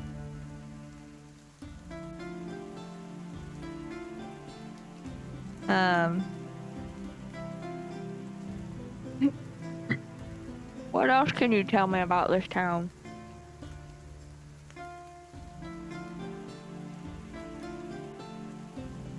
There you go. I want to sit there and chew and think about it. Because it's been a while. It's been a while since I've been here.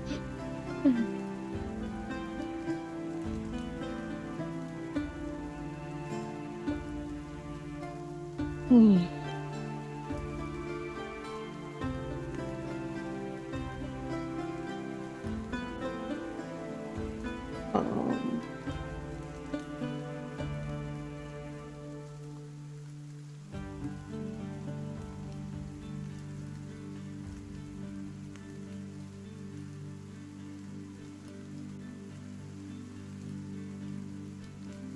What are you guys doing? I just sent you a whisper. Oh. That was like the segue to send me something.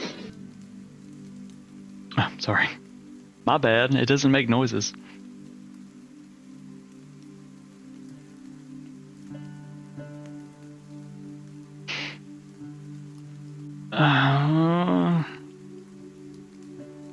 What do you mean? That's a very vague question. She asked what's there. There's a bakery. Like, there's a library, bar, It's buildings. roll an intelligence check. Just straight intelligence check for me. Oh god. A lot of this place. You've blacked out a bit. So you don't really remember. Solid 10. Solid 10. But what from you? Yeah. But what you do remember? It's a small town and it's secluded. It's several days' journey from any other civilized place, I guess. You remember it took you 3 or 4 days to reach the coast. You left.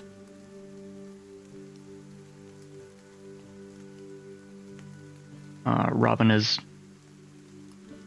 as a small town out by itself.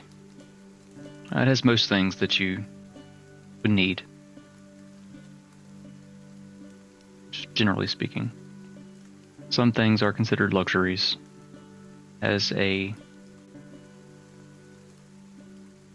halfling town, different types of luxuries than other places throughout the world.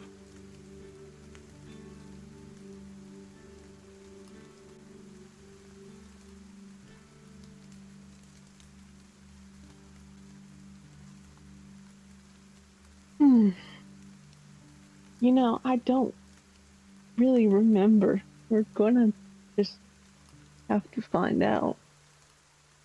There's some fancy stuff for halfling places, but yeah, it's been a year. Okay. Are you okay to go back tomorrow? I mean, yeah, I'm not the same halfling I was. I have a big stick.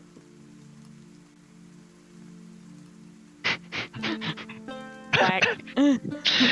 Bonk.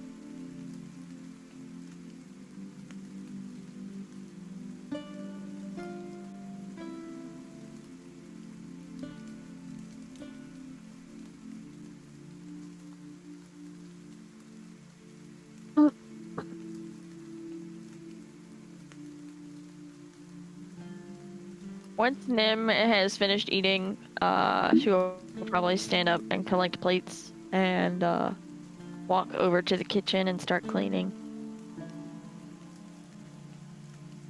Okay. It's grown later into the night now. As you're cleaning up, Dante has devoured his meal, kind of sitting back, drinking mead. They've gone back to playing cards together and laughing about nonsense. Far too many times you hear Dante cackle, talking about booty holes.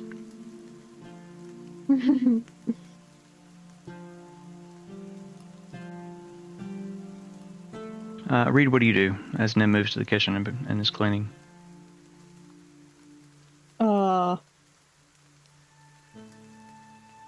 Pascal at the kitchen, remember washing the dishes up. And I'll just sit there and admire, because it wasn't lonely. Eliza was there, but it was just Eliza and me, and now there's a whole gaggle of people. It's a little unsettling. It's different, right? Mm-hmm.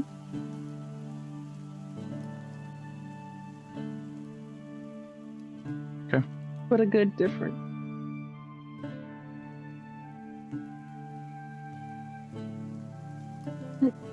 Nim, you finish cleaning up. At this point, Dante has probably fallen asleep where he's sitting. Vanderwolf has given Angela the couch. He's rolling out a bedroll on the wall. Reed, have you retired to your bedroom? Yeah, I'll look at Nam and be like, you could take Eliza's bed if you wanted, if you could fit on it. I mean, it was more older halfling size compared to mine, but I'm gonna take mine. Thank you. I'll be in a little bit. I want to write some more. I'll be in a little bit. Don't worry. You have a very nice And I'll home. head off. I know. I lived in it. It's very different than my home. You'll have to take me there. I'm sure my father would love you. You might also like Lyra. Who's Lyra? Yeah. Peek's head back now. Lyra's my sister. Sister, you say? I do. An older sister. Oh.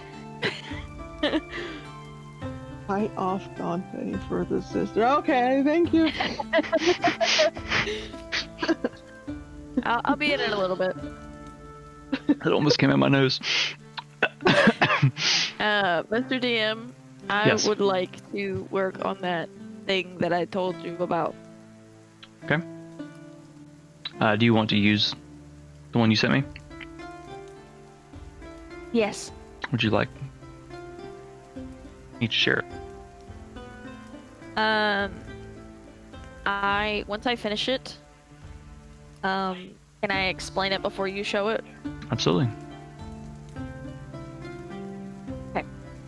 How much time do you think passes? You I finish it up? had started on this already, so the bones and the basics of it were pretty much already done. It was just a matter of refining the details. So probably not very long. You find a nice wooden rocking chair by the fire. It's the only light source currently in the room. Dante is snoring, kind of draped back across an armchair. You hear Angela breathing softly on the couch. And Xanderwolf is lying on a bedroll. He's kind of got his hands clasped over his chest, but you kind of sense that he's probably not really asleep. Just knowing him. So you spend probably more time than you intended to refining this image. Okay.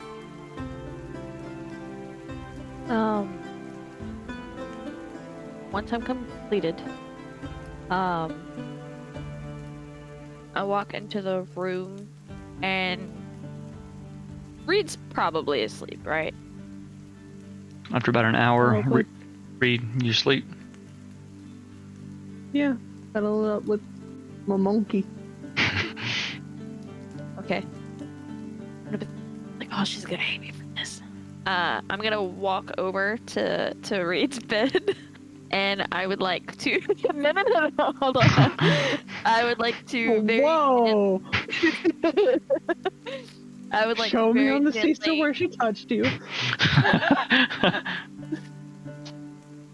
I very gently shake Reed's shoulder,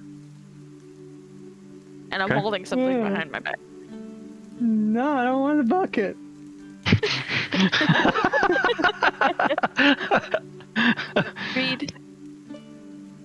Reed, please don't kill me, but I have something to show you. Reed.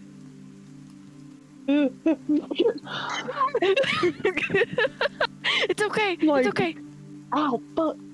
Like reaching for the billy club, collecting It's okay. monkey. It's okay. It's okay. It's okay. I'm sorry. It's okay if you're mad at me. I made something for you. I'm too tired to be mad right now. You made something? I need you to close your eyes and hold out a hand. Oh.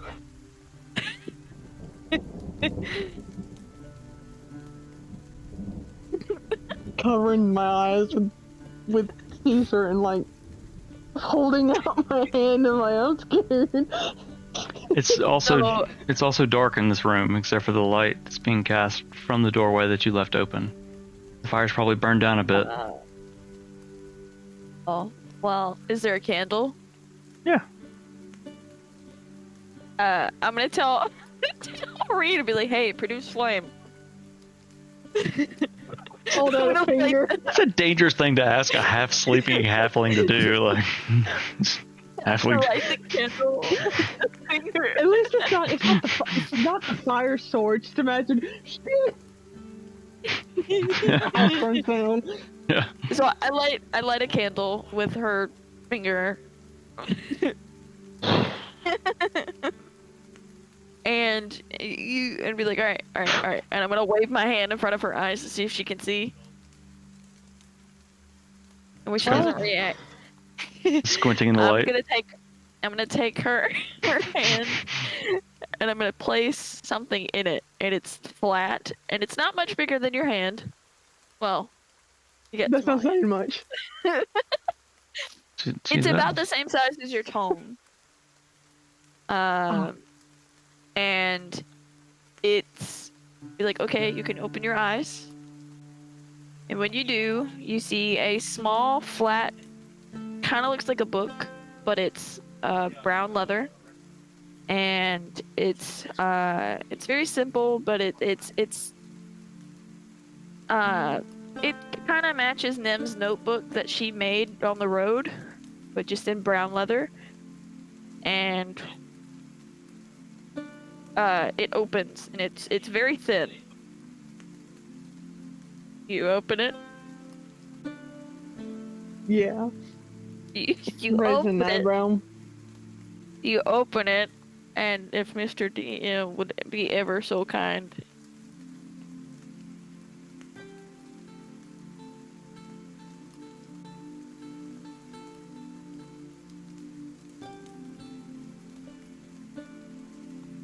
It's an image. Based on what Nim could see of the statues, it matches the statues to the best of her abilities, and it's an adult you, kind of. She never really saw you as a child, so she gives once you open it and be like, I know that I didn't know them, and I know that you were very young, I think, but I just figured that you'd like a family portrait. Reed's gonna feel like tears starting to produce, but it's still Reed. So she's just gonna launch herself into Nim's arms and like bury her face in her neck just to hide it and bear hug. And You hear a muttered, "Thank you." You're welcome, Reed.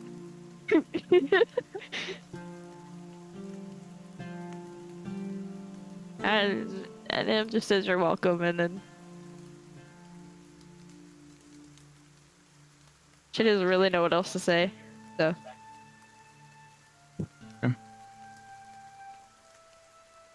So I feel like Reed would probably roll over, holding Caesar,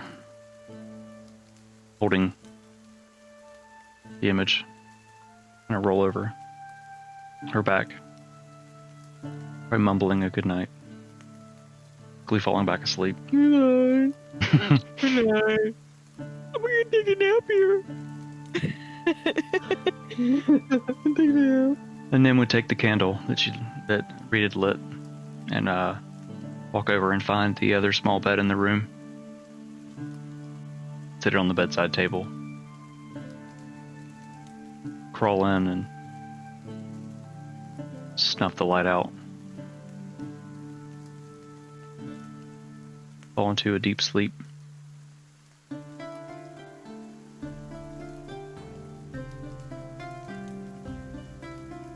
The night passes. You can all take a long rest.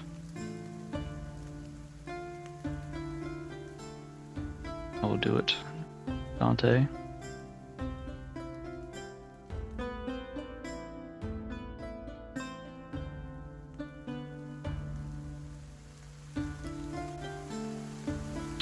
You wake the next morning and it seems to be raining a little bit harder. Rain has continued through the night.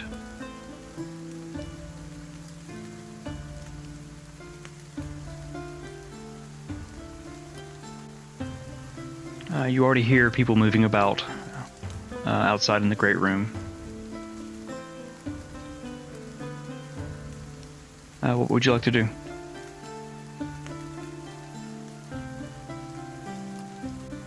I think his Nam stayed up a little bit later. She'd probably sleep it in just a little bit. Just a little bit? Okay. Just a little bit. Reed will wake up, but not get up. Instead, she'll just like tuck Caesar in the picture in and get her tome out and flip to a page. All right.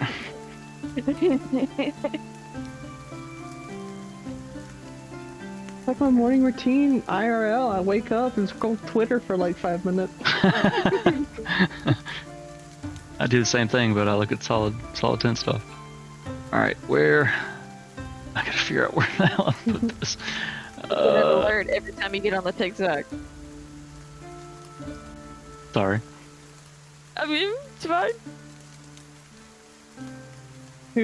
It's a 2D100s? You roll a 10, and then Or a D?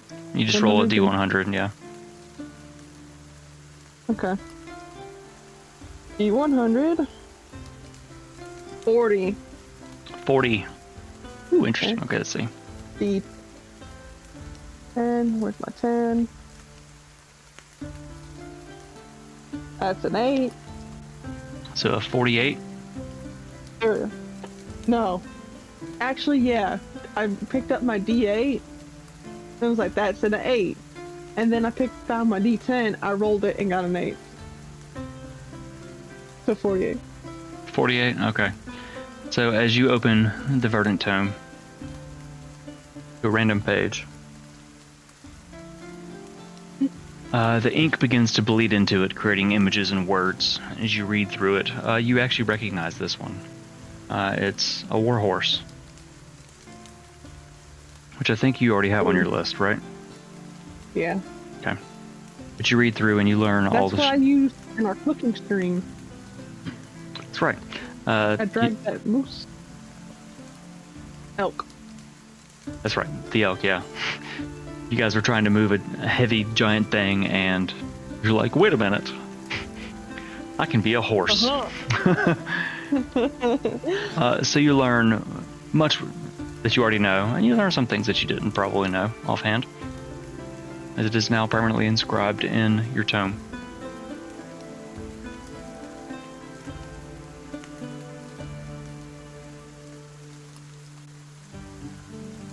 Is there anything else you guys want to do in this morning before you head out?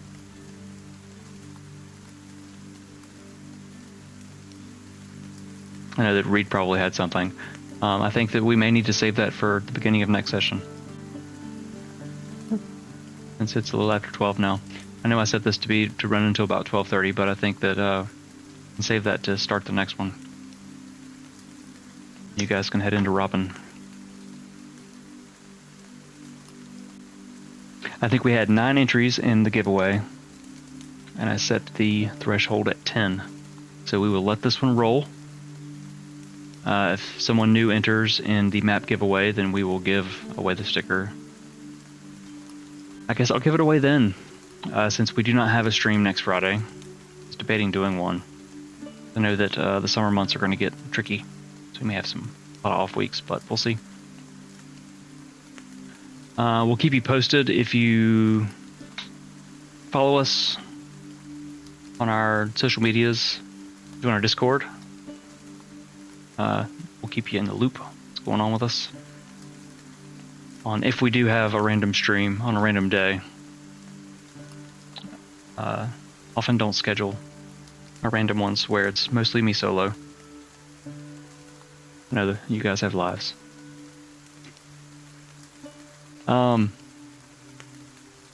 So we will hold on to the giveaway. Don't worry, you don't have to be present to earn it. I'll reach out via Whisper, or if you're on Discord and you're in our server, I can Discord you that way to get your information to make sure that you can get the sticker. I think next session we'll probably do another dice giveaway. Will it be a new month next session? I can't remember. Yes. Believe so. No. Nope, it'll be maybe.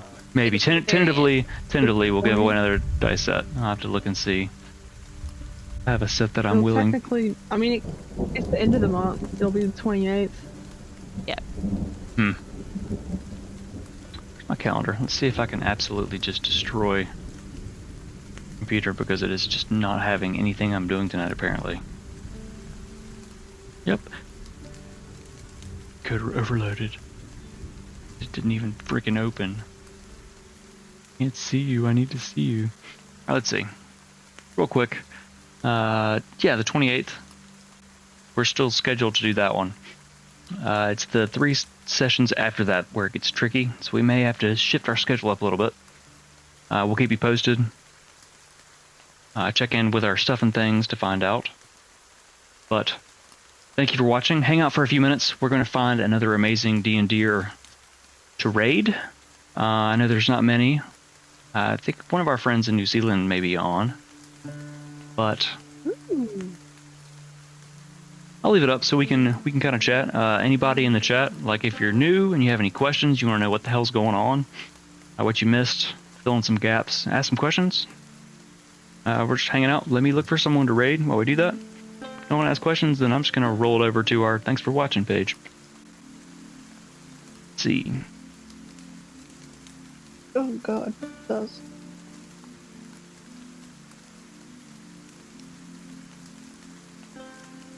In a minute since we've had a Nim and Reed show. Yeah. It's been a hot minute. I mean, after Einar decided to stay and brew beer and perform, he was barely present even then. Takes me back to an abandoned general store in Whitemaw. One late snowfall night. We had Gleeman with us though, but he was Yeah, we drunk off did. his ass. He was drunk off of his That's ass. true, yeah.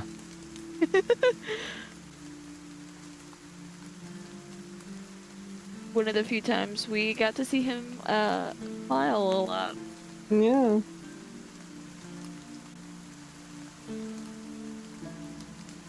Going to put this back in its box.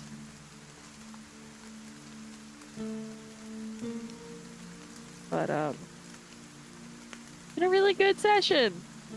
It's a lot of What? deep backstory, lore, feelings, which I really like. I love sitting back and just watching you guys roleplay. Like that's building the moments up to that point where you guys can just talk and I can just sit here and watch and clip things. It makes me happy. That means that stuff's happening and I like it. So you're making lots of clips. Let's check out. Let's see. It's Lost Initiative.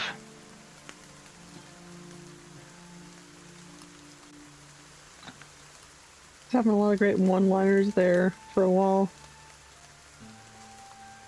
It's like they've been going for a while, but we can still pop in.